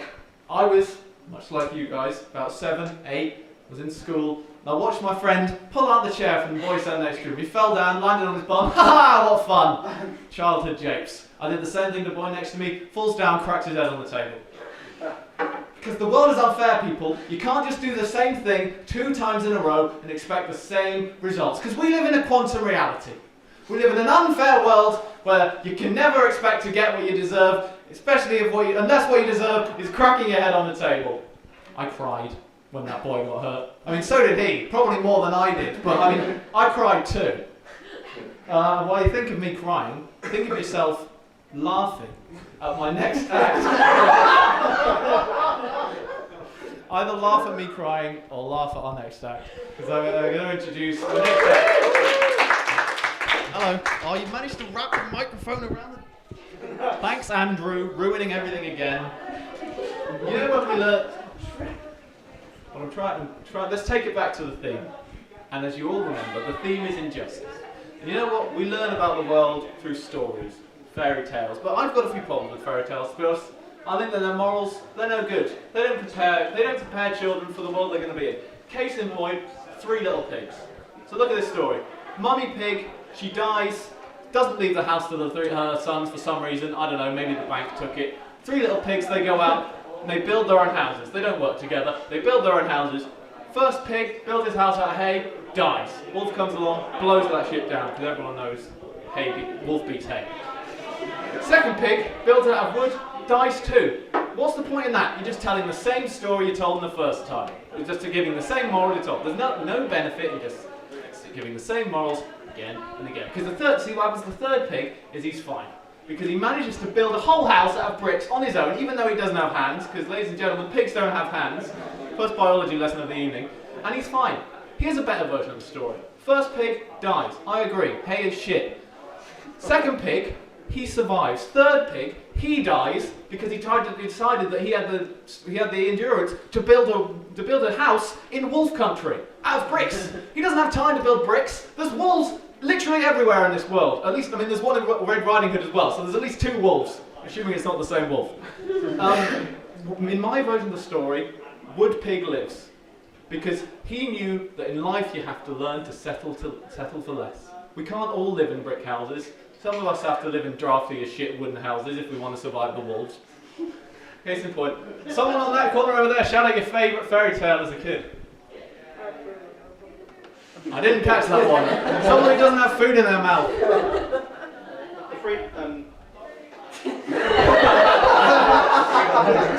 Just done that one. There we go. So which one? Snow White. Snow White. Right, so what's the moral? What happens in Snow White? I agree with the moral, don't trust strangers with apples. That's fine, but you know what happens afterwards? This bloke, Prince Charming they call him, just comes along, sees a dead woman, thinks, yeah, alright, and kisses her. I mean, he didn't know he was going to bring her back, he just thought he'd have a bit of that. That is not okay, we should not be teaching kids like that. Anyone shout another fairy tale that you liked? Or hated? Beauty and the Beast. You know what's really unfair about Beauty and the Beast? Right. So this one prince is a dick. And this witch, she punishes all his servants. They become his slaves because they can't leave the house. So this guy's a dick. I mean, he still has hands, to be honest. I'd rather be a werewolf than a seat. I'd rather be a werewolf than set everything I love on fire. I mean, it's a metaphor for war, really, isn't it? Donald Trump is the beast because he fucks up and the American people pay. Satire. One more fairy tale. At least Hansel and Gretel. I mean, Gretel didn't deserve to live. Wait, Hansel didn't deserve to live. Gretel's the ingenious one. I mean, they should have come up with something better than breadcrumbs, because obviously the wood is full of animals, especially fairy tale woods. Like, that bird might have also been a unicorn, I don't know, but you leave crumbs, animals eat them. That's bloody stupid. Although it does beg the question, they ate the crumbs, why didn't they eat the bloody gingerbread house? Yeah, Hansel didn't deserve to live. He's a bloody idiot. He trusted a witch. Gretel, she's the ingenious one. She saves him. I don't know, how does she kill the witch in Hansel and Gretel? Does she? She must be tough. To shove a whole witch in an oven. Do they eat her afterwards? Is that explained? Left to the imagination. Do they eat the house at least? Because I mean, I wouldn't let that go to waste. Oh, they eat the house first. The birds aren't eating it. In some versions they eat the witch. Thank you, Scott. Well, and also in some version of the Three Little Pigs, the pigs don't get eaten. I prefer the version where they do. Any more fairy tales? One more for the road. Doesn't count Henry, because that sets out to subvert fairy tales. I'm not going to do Shrek. Rumpelstiltskin. And the moral in Rumpelstiltskin is that you choose a better password than your own name. Because that's very easy to get. Also, you don't go around, even if you're in your house, you don't go around doing a dance and shouting your name so everyone can hear it. Rumpelstiltskin was an idiot and he deserves to explode. I'm going to introduce my next act now, and he doesn't deserve to explode, and he's not an idiot, which I hope you will all believe after watching a set. So once more, I'm going to try and raise the. I'm going to do this hand thing to get the energy back up. Okay. So I'm going to start low with mild appreciation all the way up to mega excitement. Okay. Ready? Okay. Here it goes. Build. Hello. I can't believe that it's nearly the end of second term, and it's my third and final year of undergrad. You know. It's difficult to think that not too long ago I was a specky nerd, desperate for the appeal of strangers. Oh, wait a minute. Nothing's changed. I'm 21 years old, but I don't feel it. I'm graduating soon, and yet I still feel like other 21-year-olds are grown-ups. So I still kind of feel like you're the parent counsellor at school, and I'm showing you the work I've done that the teacher thinks is great, but it's actually just good for me. So basically, I'm going to put the best effort I can in tonight, because I really care about my effort.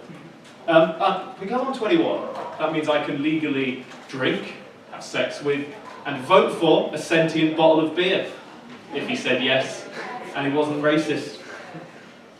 But it's weird. I've been here nearly 3 years now, and I don't want to go, which is why I'm doing a master's.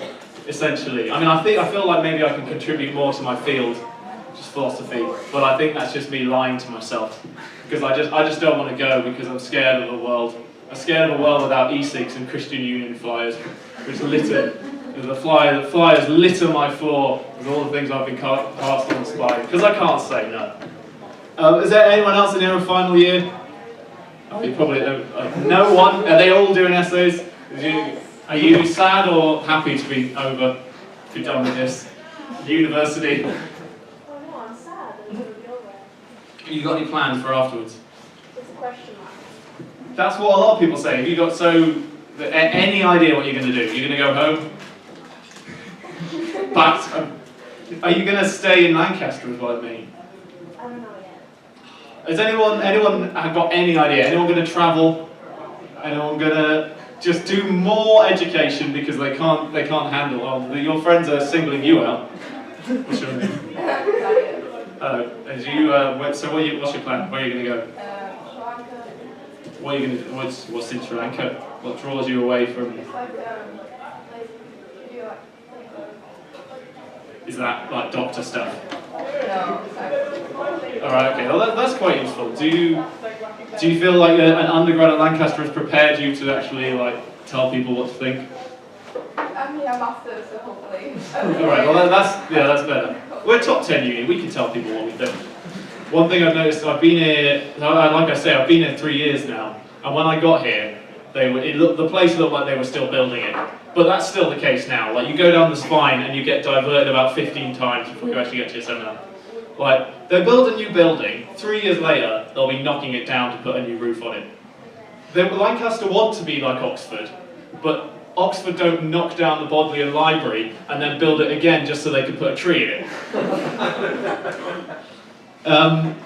Yeah, the other thing that worries me about growing up, apart from watching everyone I know die before mortality eventually catches up with me, as it does us all. So that's the big fear, but the second one is just that I'm going to become a farty old man. Because that's what happens with age, is that old people fart a lot. but we don't acknowledge it. So you know, if you're with your granddad, give him a box of cherry liqueurs, he says thank you, does a little toot. Mum doesn't mention it, Dad doesn't mention it. The dog hides his eyes, the dog doesn't want himself to be blamed. That's not the future I want. If I don't want my farts to be frequent, yet unacknowledged. I want my farts to be rare, but celebrated. Because see, time catches up on all of us, minds and bowels alike.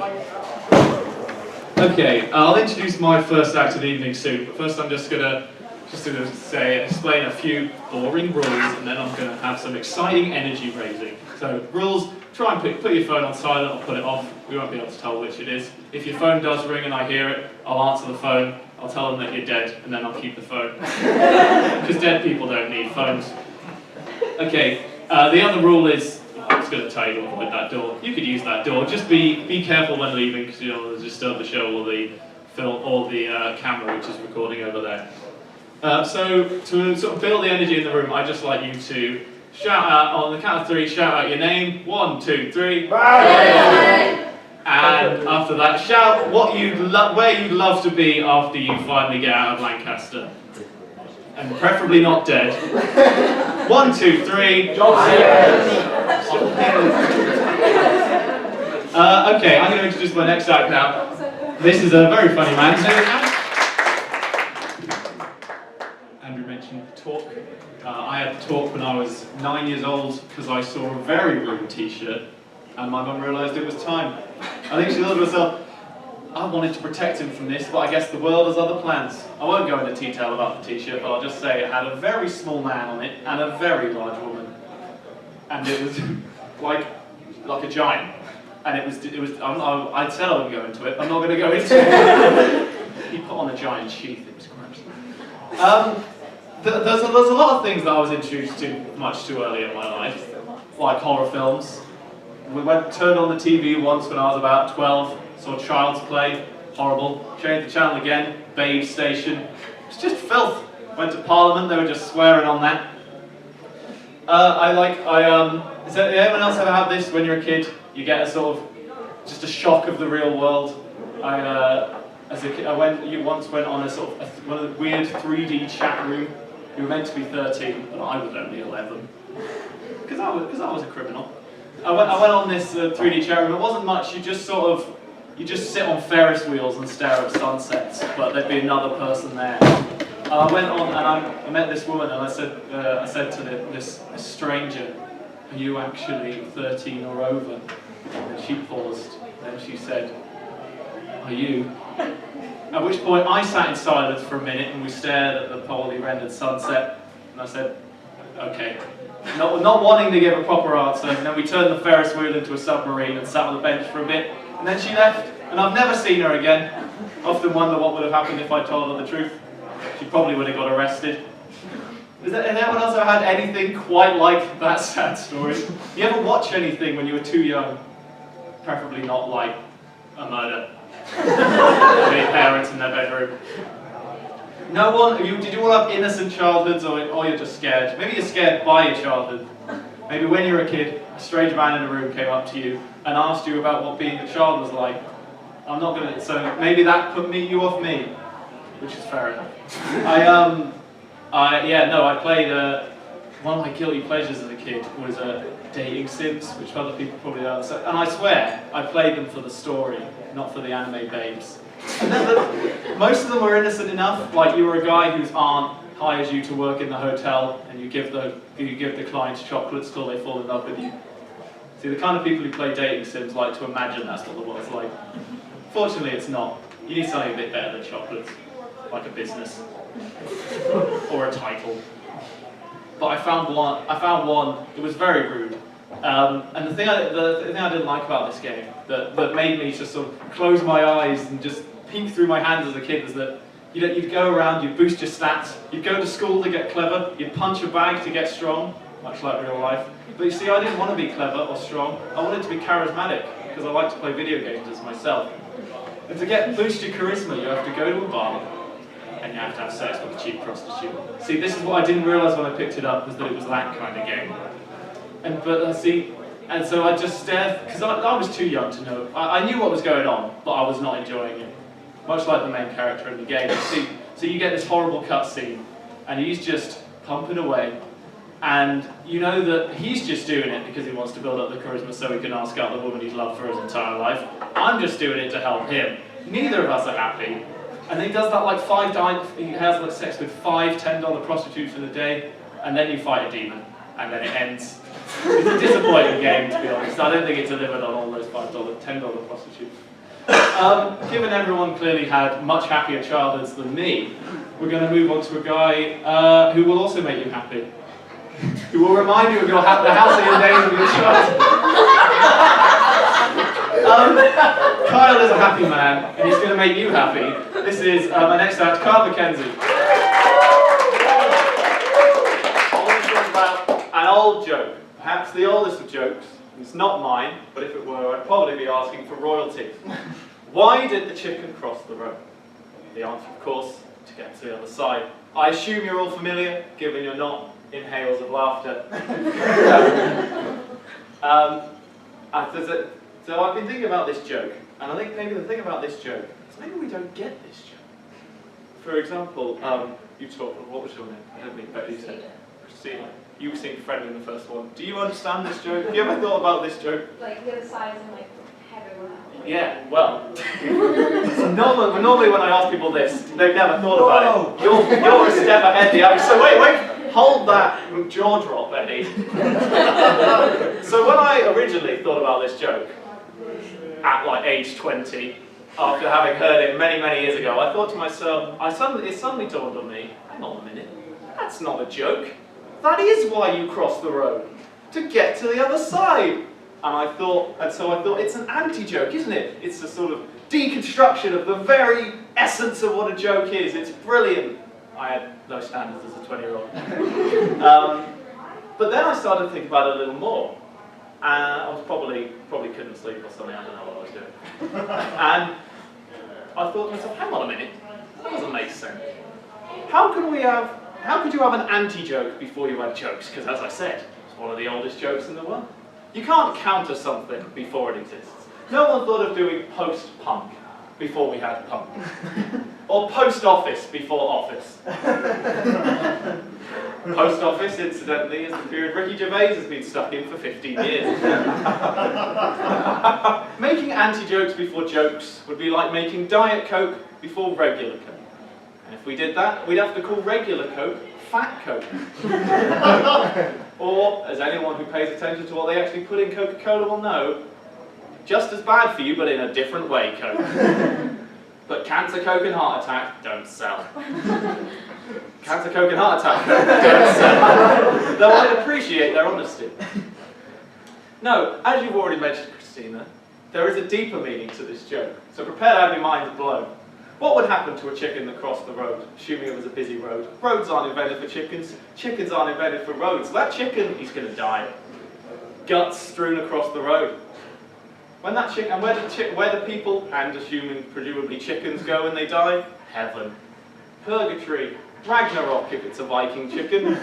I like to think it was. Also another name for heaven, the other side.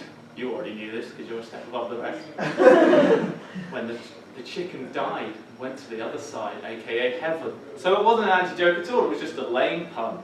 So if any of you have ever been going to dinner parties and everyone's asked you if you had any jokes and you're like, I think I've got one for you, thinking you've got some kind of wry deconstruction of the joke form as a whole, it was just a lame pun.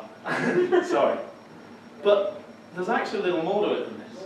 Because when you start to think about it, it gets even more morbid, because when you say that the chicken crossed the roads to get to the other side, that implies intent.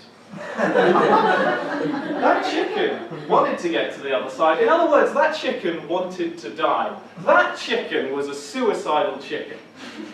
We tell this joke to children. That's not the message we should be spreading to children. Chickens don't, their own free will, just walk in the front of an SUV. No, they get killed by us. In their millions, brutally, just like nature intended. I've actually been researching this joke. I found a BuzzFeed article about it. You're probably all familiar with BuzzFeed, modern news website, clickbaity. All the kids use it. They have a lot of these articles, you probably see stuff like, this one weird thing will change the way you watch Shrek. Because it turns out donkey represents Stalin or something. Or this changes Star Wars forever because there was a little hidden panel which said Darth Vader's a knob. Though that wouldn't really change Star Wars because I don't think they ever hid the fact that Darth Vader was a knob. But they have one of these for this old chicken joke, right? And the title of the article is, Why Did the Chicken Cross the Road joke is actually super dark. Which, to their credit, it is. But the weirdest thing about this is that it has a subtitle. And the subtitle simply reads 3 words, this changes everything. Like it's a summer blockbuster. Just when you thought it was safe to go back on the M6. You'll believe a hen can die. On a dual carriageway, no one can hear you. That's the sound chickens make from the city. The other thing that was weird is that this article is in the health section of BuzzFeed, of all the places. I half expected them to have a number for the Samaritans at the bottom, in case you or your chicken has been affected by any of the issues raised. So I continued my quest to learn more about this fabled joke, and I inevitably ended up on Wikipedia, we all do, on the page for Why Did the Chicken Cross the Road? Clearly a brilliant use of all those millions and millions of donations they've been taking. The weirdest thing about this page is that they have 2 photographs, both of chickens crossing the road. As if that was the bit of the joke nobody understood. As if people are Googling this joke just to get that. As if I picture a guy coming onto this page, looking at this picture and smacking his head. Oh, that's what it is!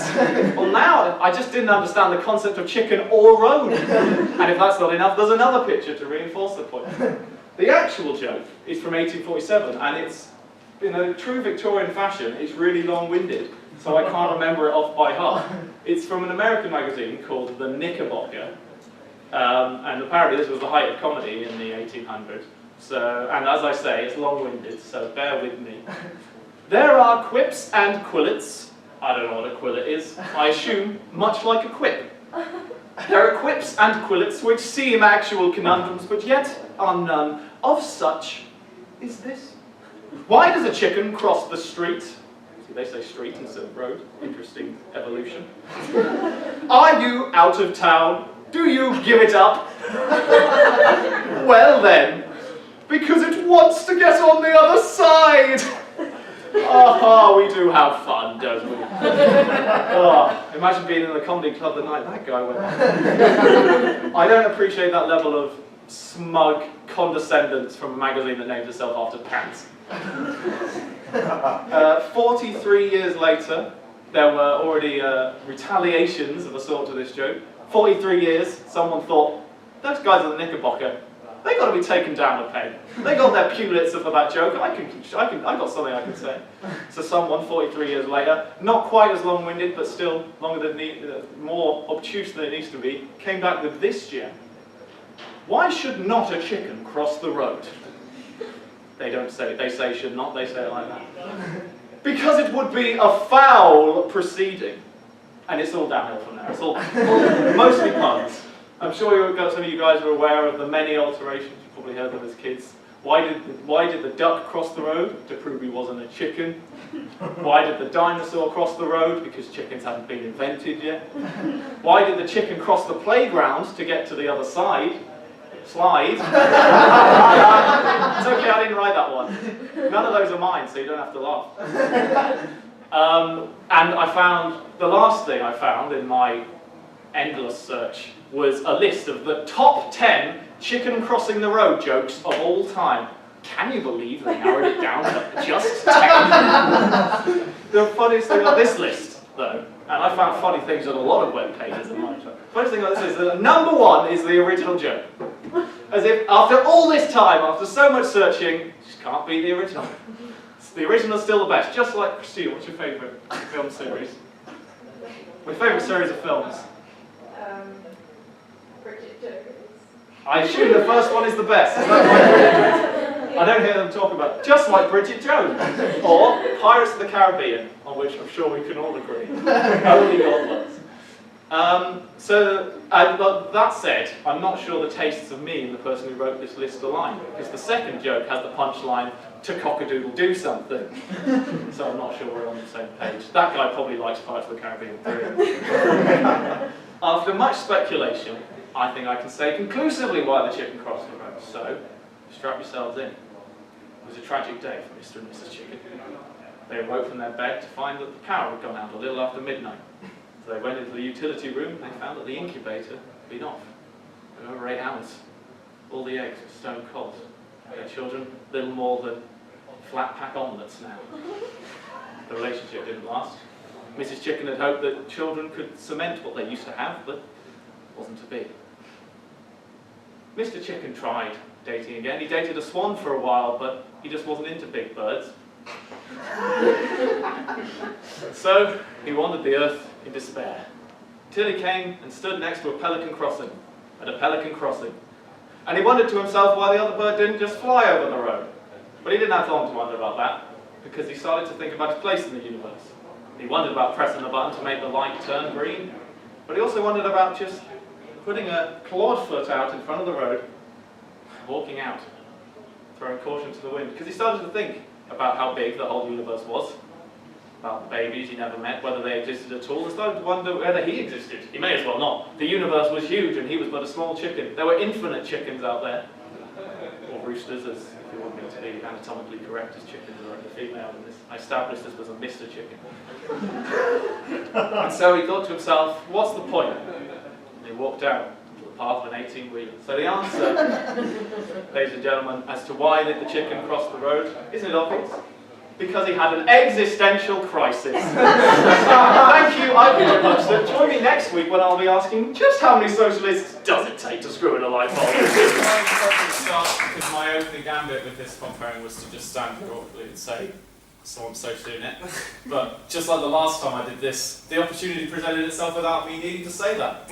So yes, I am socially inept. And if you need any more evidence than this to know why you shouldn't make eye contact with me on the spine, I'll tell you about an encounter I had on public transport. Why is everyone sat on this bench from? Filter into the audience. We can put more share of that if we need to. This is unprofessionalism squad. Well, you were unprofessional as members of the society. A bit awkward. Anyway, I was on a bus the other day. It doesn't matter which bus, but for your information, it was the 2. Good bus. But as good as the 2 is, I didn't want a 2. I wanted a 3. So I said to the bus driver, will there be a 3 along in a moment? He said yes.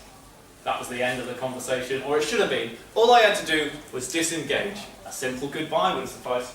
But, awkward as I am, that wasn't what I said. Instead I said, sorry. Thank you! Goodbye!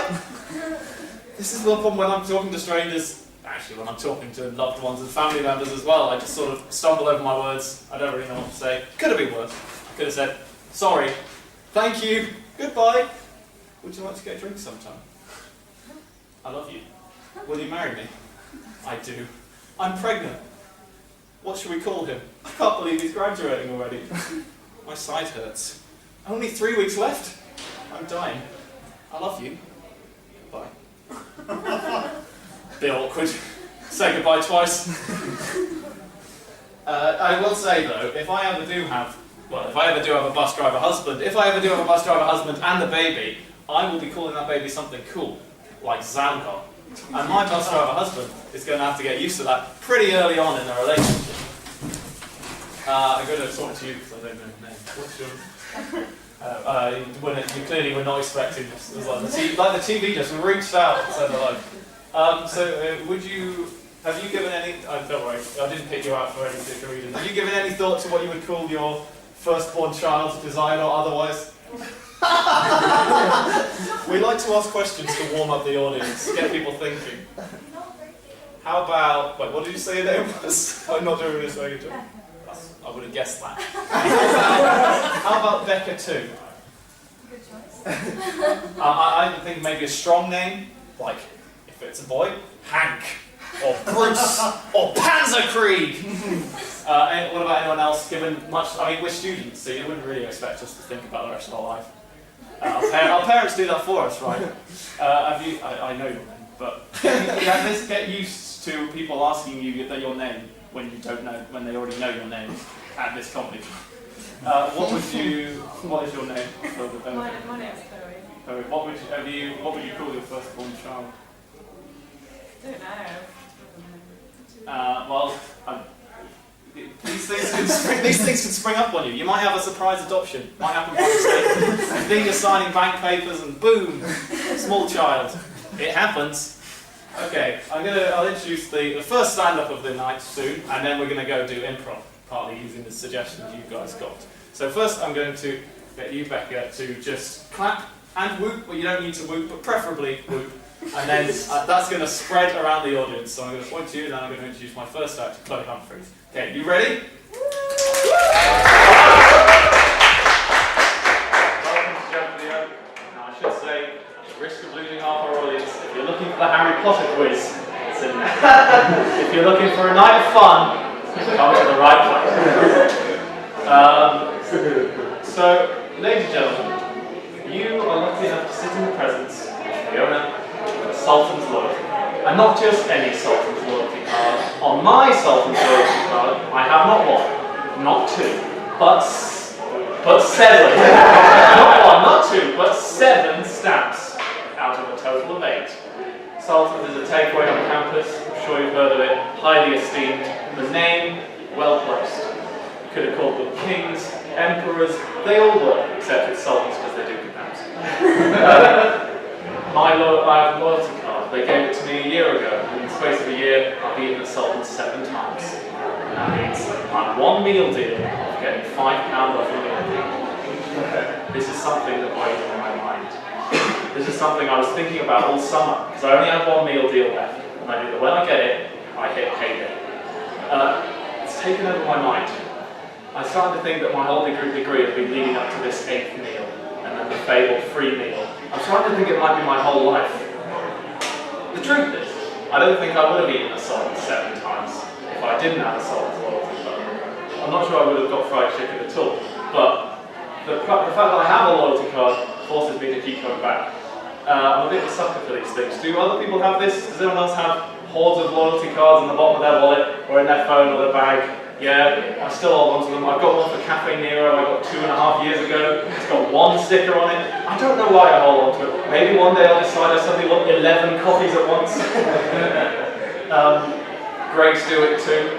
Greggs, I love a good Greggs. Backbone of the nation, some might call it. But my issue with Greggs is that they've recently taken their loyalty card on the phone.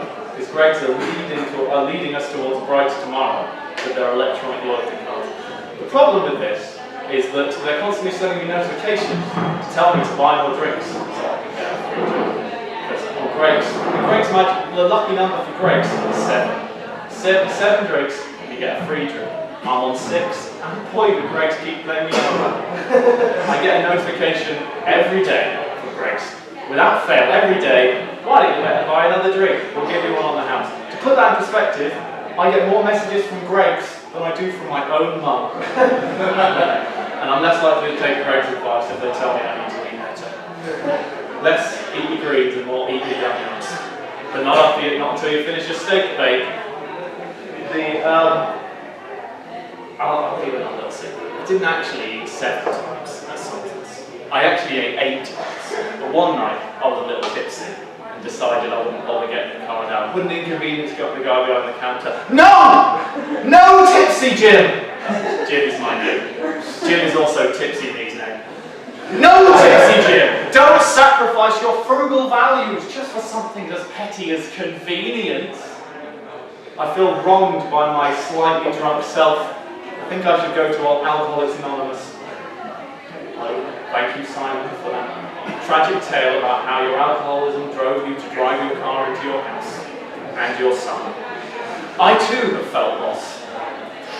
If it wasn't for that damn booze, there wouldn't be 7 little stamps on that little card. There'd be 8. Did you ever think that maybe it used to be Snow White and the 8 dwarfs? Until she left one of them, the 8th dwarf, sad, at a service station. That's how I feel. So yes, Simon, much like you, I have lost something very dear to me. Only mine wasn't under a car. But it's not all doom and gloom, because I am playing the system. This is something that the bigwigs at Salton don't know about. You see, you have to buy 8. It's a very complicated process. You buy 8 meal deals, you get 1 for £5. But the meal deal I've been buying is the value box meal. So cool, because it only costs $3.75 for 1 fried chicken, 2 wings chicken, and several chips potato. All for the low price of $3.75. For those at the back, and the camera, that was $3.75. And I don't, maybe the eagle-eyed amongst you have already noticed, but $3.75 is lower than 5, which you get off if you complete the loyalty. To be exact, it's 125 off if you remember to put the decimal point after the signature. Otherwise, the math is completely wrong. 375 is bigger. Where was I? Numbers.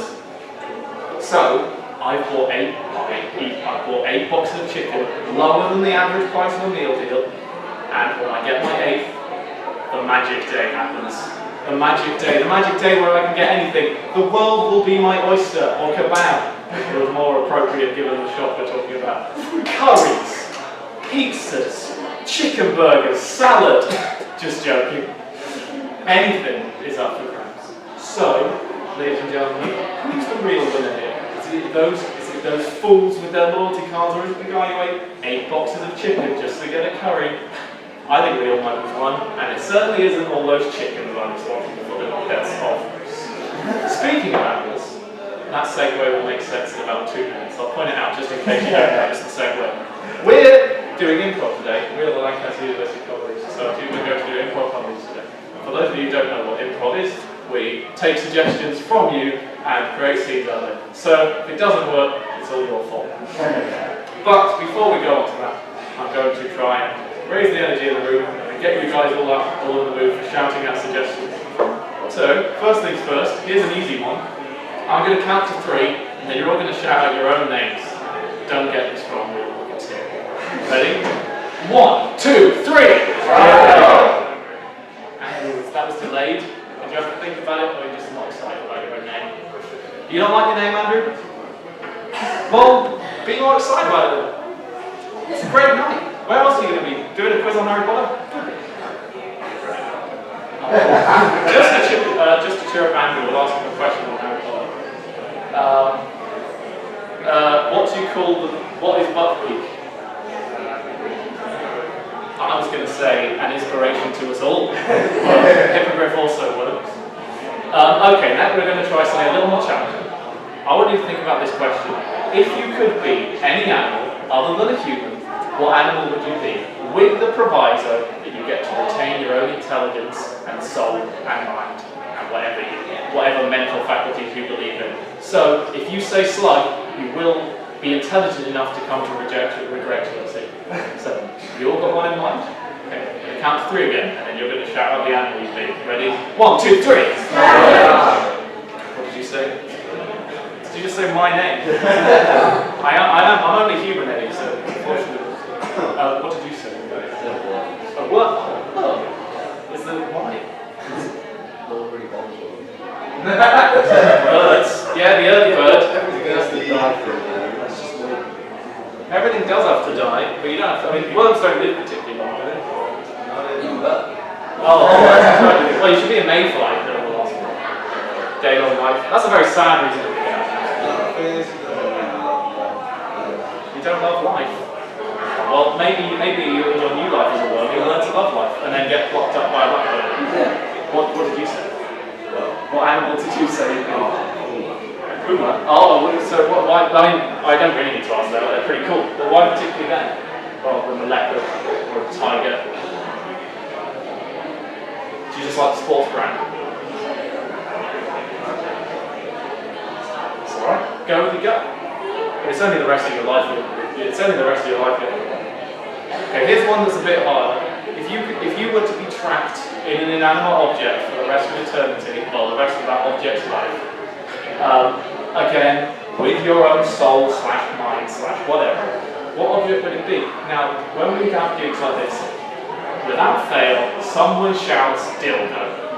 And before you shout dildo, I will just say, yes, you will get more action than most inanimate objects, so maybe that's okay, but consider that unless you're made of wood, and no one wants a splintery dildo, unless you're made of wood, you're probably made of some kind of long-lasting plastic, which means you'll never decay. So after all the humans have died, and you're not getting any action, you're not going anywhere, you're just resting on a shelf or in a shoebox somewhere, everyone's dead, you'll still be there. You won't have decayed, you'll just be preserved in all your plastic glory. Which maybe you'll like some peace and quiet after those years of whatever. I was going to say going up bums and so on. I'll say it, we're not censored here. But if you did, you'd look a bit of a dick. That's what that was all leading up to. I hope that ramble gave you some time to think about the animals you're going to be. And I'm going to count to 3. 1, 2, 3. Thought I'd be able to hear the people. Did someone say alarm clock? Say grandfather. Grandfather. That's a good one. That's quite a good one. Why grandfather? Just Google it out. They do. They look after grandfather clocks like they look after their grandfathers. Well, true. There's more money in a grandfather clock. Yeah. That's quite a sort of noble thing to be, I think. I mean, not noble in the sense that they like they don't do a good job, but they're sort of, it's like being, I don't know what I'm trying to say. It's the king of clocks, basically. You're not going to get any shit from a wristwatch if you're a grandfather. What did you say? Satellite. That's a really cool one. What kind of satellite? That's the one that doesn't move, so it can be GPS, is it? Yeah, I know a bit. The satellites also will last forever, probably. Oh no, they don't. They'll come crashing down. The blaze of glory. It's a good way to die. Good thinking. Okay. Hello, ladies and gentlemen. So, I'm going to kick this off with a big announcement, and I'll get it out of the way. I recently proposed to my girlfriend. Don't cheer yet. I haven't told you if she said yes. She said yes.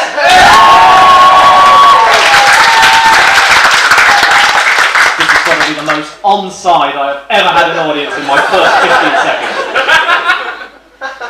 Funny word, proposal. I think it kind of makes it sound like it's maybe no big deal. It's just a thing, maybe one of many options. Like, here's a proposal. How about you and I head down to the pub, get a pint or two, then maybe go for shots at the club? Nah? Oh, no, we can do something else. Pizza? How about you and I, hear me out, I propose you and I commit ourselves to each other for life in front of all our friends and family, and we'll get a legal representative to make sure it's real. Also, and here's the kicker, we put a mountain of paperwork in the way of us ever coming out of it. No? Oh, no, that's okay too. Well, we're still on for pizza, right? We've had a lot of reactions to telling people about this. We've had squeals of delight, we've had a few manly handshakes. One of my friends went, flipping heck! It's good. But my favourite of all the reactions to being told about the proposal was, oh, that was from my dad. That sounds like a joke, but it's not. You see, my mum and my dad aren't married. That's right, I'm a sin baby. But I don't mind being a right bastard. All the cool people are these days. I've seen Game of Thrones. I might be a student now, but in a year you could be looking at Lord Commander of the Night's Watch. Now, I don't mean to say that our union was fated, but a prophet did foretell it at the start of university. Now, most of you will have had a Freshers' Week at Lancaster University, and I gather this is a thing that happens every year. Cast your eyes back to an assembly most of you will have had in your Freshers' Week. A bold, energetic Australian man comes on stage. You remember this guy? I don't know his name. I'll call him Bruce.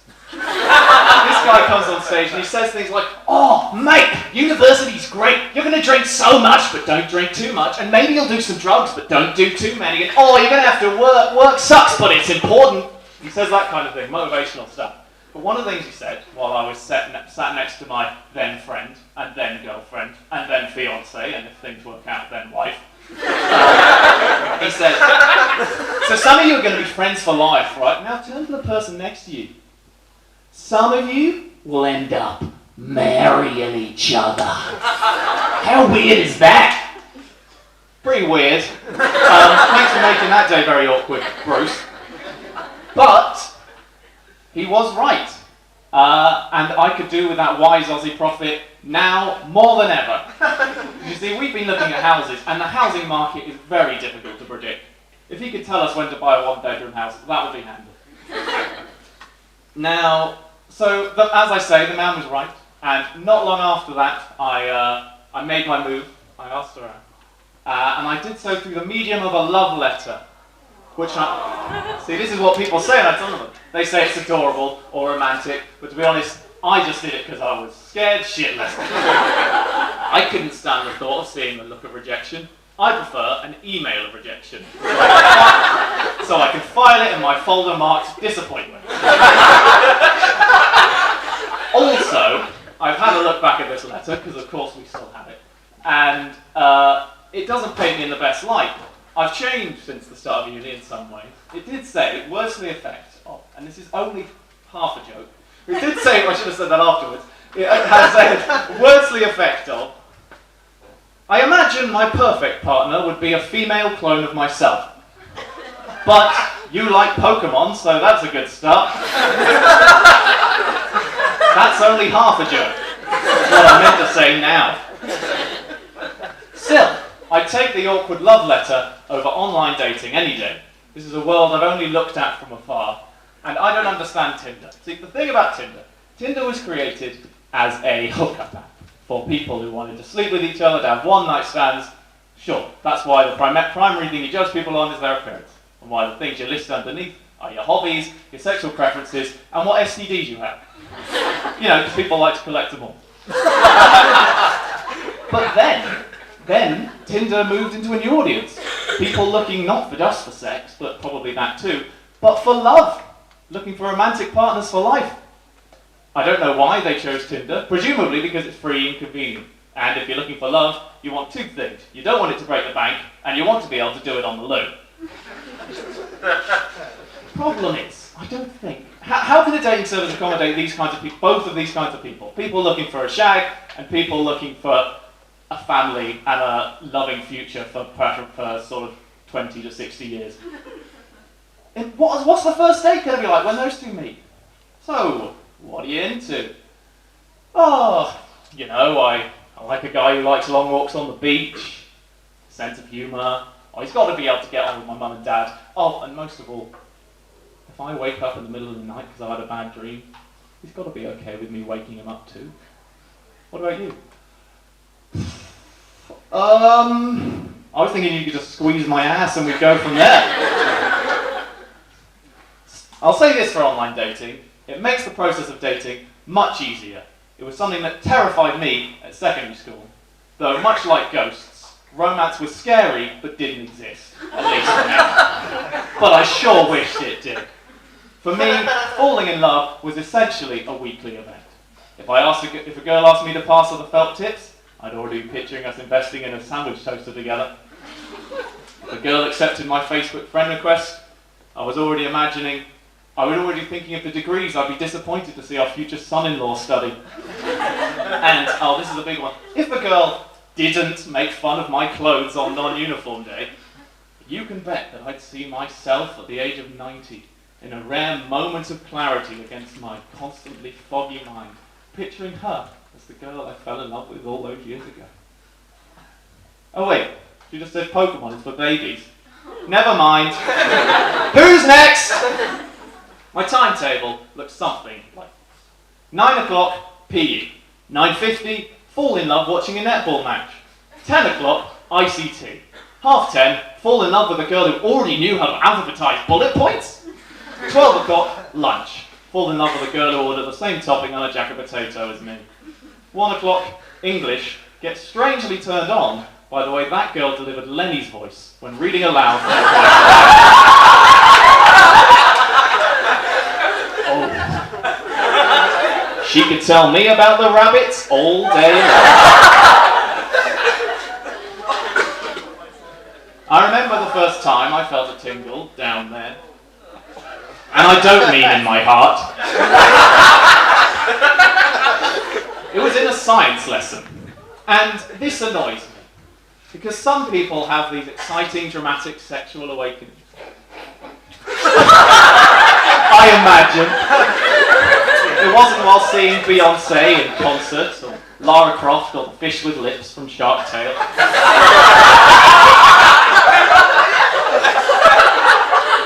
And it wasn't Amy the Hedgehog from Sonic, or Rouge the Bat from Sonic, or Blaze the Cat from Sonic, or Carl the Echidna from Sonic, or Knuckles the Echidna from Sonic, or Eggman from Sonic, or Sonic from Sonic. Neither was it Mario from Sonic. No, it was in a lesson on reproduction, and not the sexy bits. For there are some sexy bits to reproduction, they're just all bookended at the beginning. We were learning about the bit where the sperm reaches the egg, very much the key part to reproduction. And that's when it happened, which is annoying, because sperm and eggs aren't sexy. I don't know if that's a controversial opinion, but that's what I think. Imagine the phone sex. You don't have to, because I'm going to simulate it right now. Don't worry, there won't be any mass effect. Not from me, anyway. Oh, what are you doing right now? Oh, baby. Sorry, poor choice of words. Oh, lovely. I'm sending thousands of my little white, millions in fact, of my little white gametes up your vaginal canal. Thousands collide with the side, killed in a moment. A lucky few hundred reach the atrium, where waits their prize, the egg. Apparently, a perfect knobbly sphere.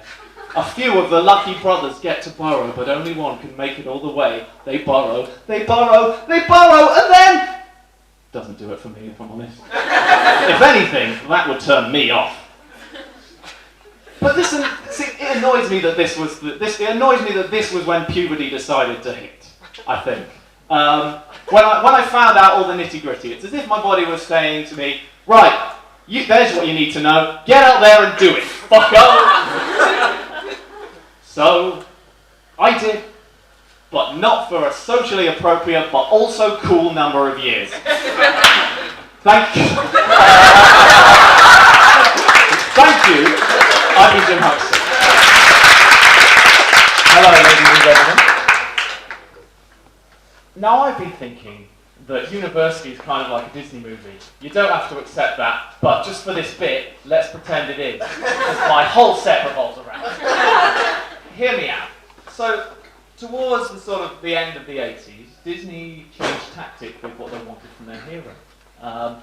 Things went from the search for true love to the search for identity. Heroes wanted to know who they were. They wanted to find themselves, that kind of thing. That's why Mulan wanted her reflection to show her who she truly was inside. Hercules wanted to find the place that truly belonged, and Jim from Treasure Planet wanted to... Okay, I don't really know what he wanted, but he did want to fly a pirate ship in space, so I can get on board with that. And that's kind of what university is like, minus the pirate ship. It's just one big mission to assert your identity and your individuality upon everyone else. And it's a great adventure, and you meet a lot of colourful characters along the way, and you have a love interest, only where in animated films, the love interests always start out hating each other, and then fall in love. In real life, it's the other way around. And so, with that in mind, what I have done is created the soundtrack for the University Disney movie. Not the Monsters University Disney movie, that one already exists. I didn't give a name for this one, I don't know what it'd be called. Degrees. They just have one word now.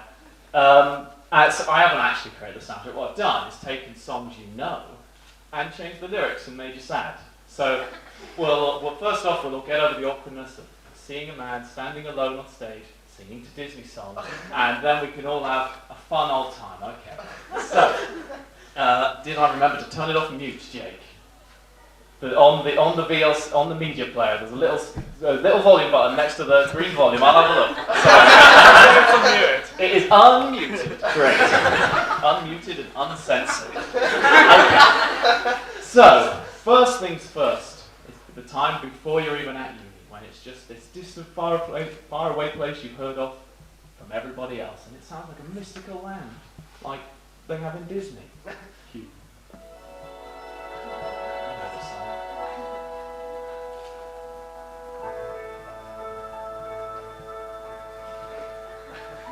I have often dreamed of a faraway place where I'll pay 9,000 for what I could get for free.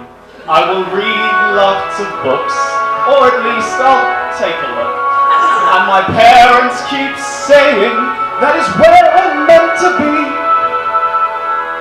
I could get a job, but I don't think I'm ready.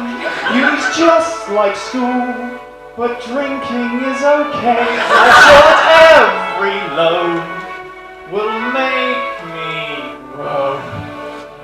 But it's what my father did, so I'll do it anyway.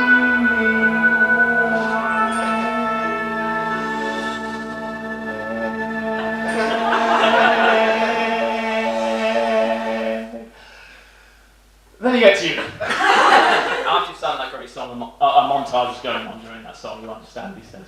So then you get to you, and you get to your flat, and you meet your flatmates for the first time, and you don't know anybody, no one knows about the embarrassing things you did at school. It's a clean slate, and you just so desperately want them to be your friends.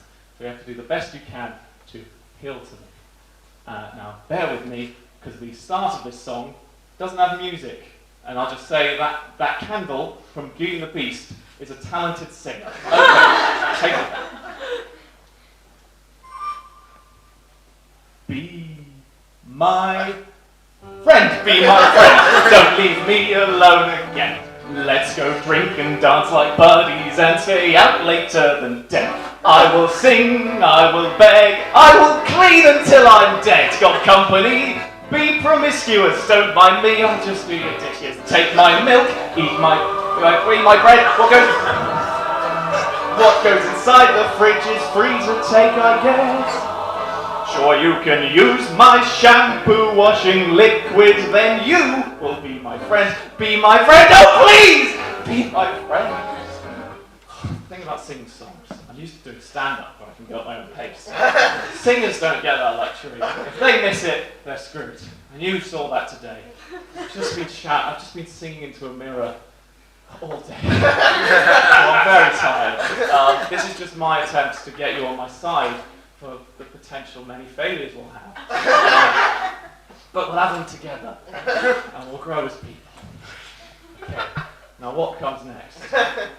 I remember what comes next. Okay, so when you come to university, as I already mentioned, you meet a lot of new people. And these new people, they don't know you. But they should know you, because, you're cool. You're an interesting person. You've done cool things, and you want them to know about that. So, cue the music, because this one has a long lead in.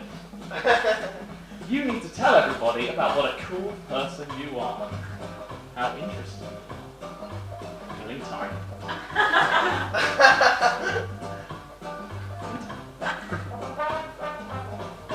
Well, I went to Greece on my gap year, and there I swam in the sea. I would legalize pot if it were not for the fact that I'm not an MP. I used to be a vegetarian, but I couldn't stop eating beef. Do you like this shirt I'm wearing? I think the charity shop is boutique. Oh, oopie-dee, I want to talk about me. Have you heard about me? I'm so great, you see. You'll want to be hanging out with me. Because I gotta tell you why I didn't like Iron Man 3. We all did it at the start of university. Had opinions we'd gotten off the internet that we thought were our own and told everyone about. We all did it. Oh, I did anyway.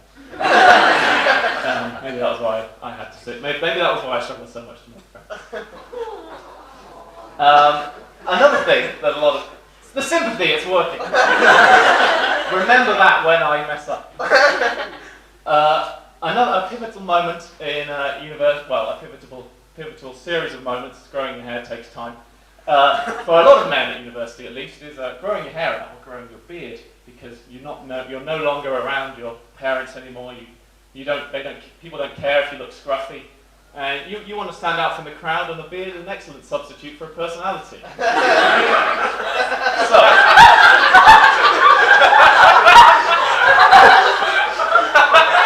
it looks like my content is relatable. Yes.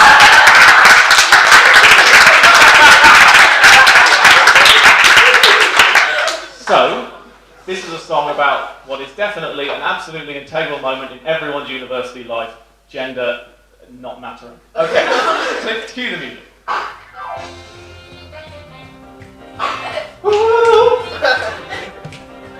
What's my deal? What look can I steal? I wanna get a haircut that'll make the lady squeal. Could get a fro, wait, that's a no-go. On my chin is where I'm gonna let the hair grow. I was a no one, a weirdo. Now I have grown one, a beardo. My key trait was that I was fat. From widow to beardo, 3 weeks flat. Widow to beardo, gets me twat. You were shoot. Next up, we have something of a villain song for the movie, because this is a horror everyone will encounter at some point in university, and so this song is about that. Keep the music. No! Why is that one there? Spoilers! I forgot to reset, sorry. Lectures at 9 should be a crime, I'm going to bed now. Hearing my alarm does me such harm, back to sleep. Why do they do this to me? They should be at 2 or 3.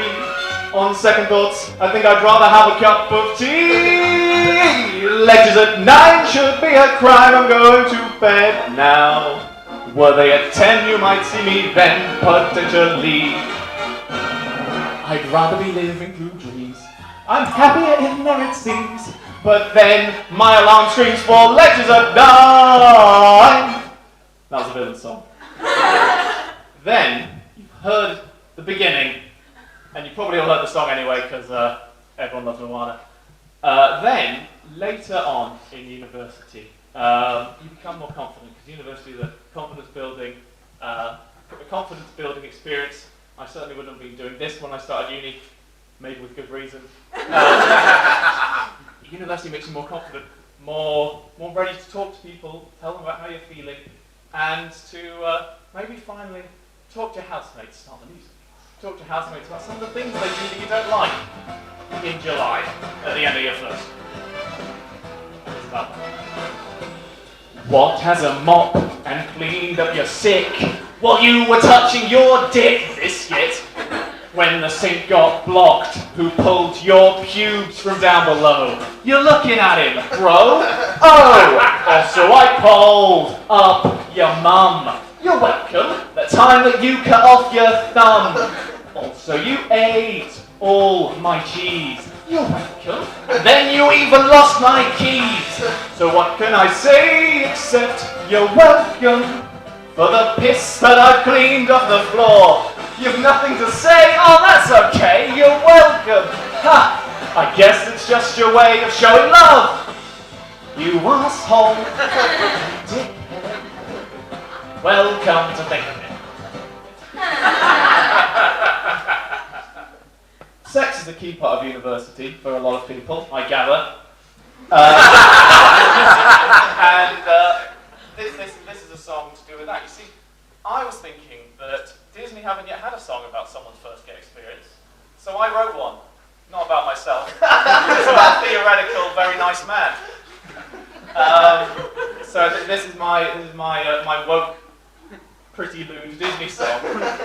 Probably wouldn't get a U rating or even a PG. Start the music. Apologies, Toy Story fans. That being everyone.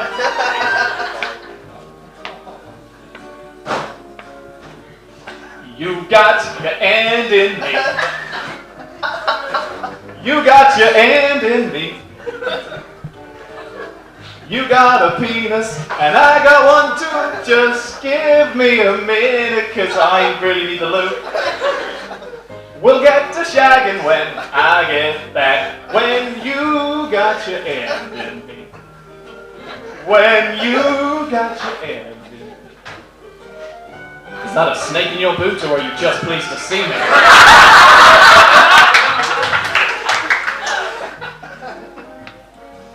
You got your end in me. We're both consenting and we're over 16, so it's totally fine for you to touch my feet. I brought protection so we can play it safe when you got your end in me. When you got your end in me. Some cocks might be a little bit bigger than mine is, thicker and shaven too, maybe. But none of them will ever do you the way I do, pal. It's me and you, babe. And as the years go by, my erection will surely die. You're gonna see that I'll get ED. But you can still put your end in. You can still put your end in me. You can still put your end in me. Think about doing this song, it always gives me a buzz. And a woody. And now, for the spiners in the audience, it's coming.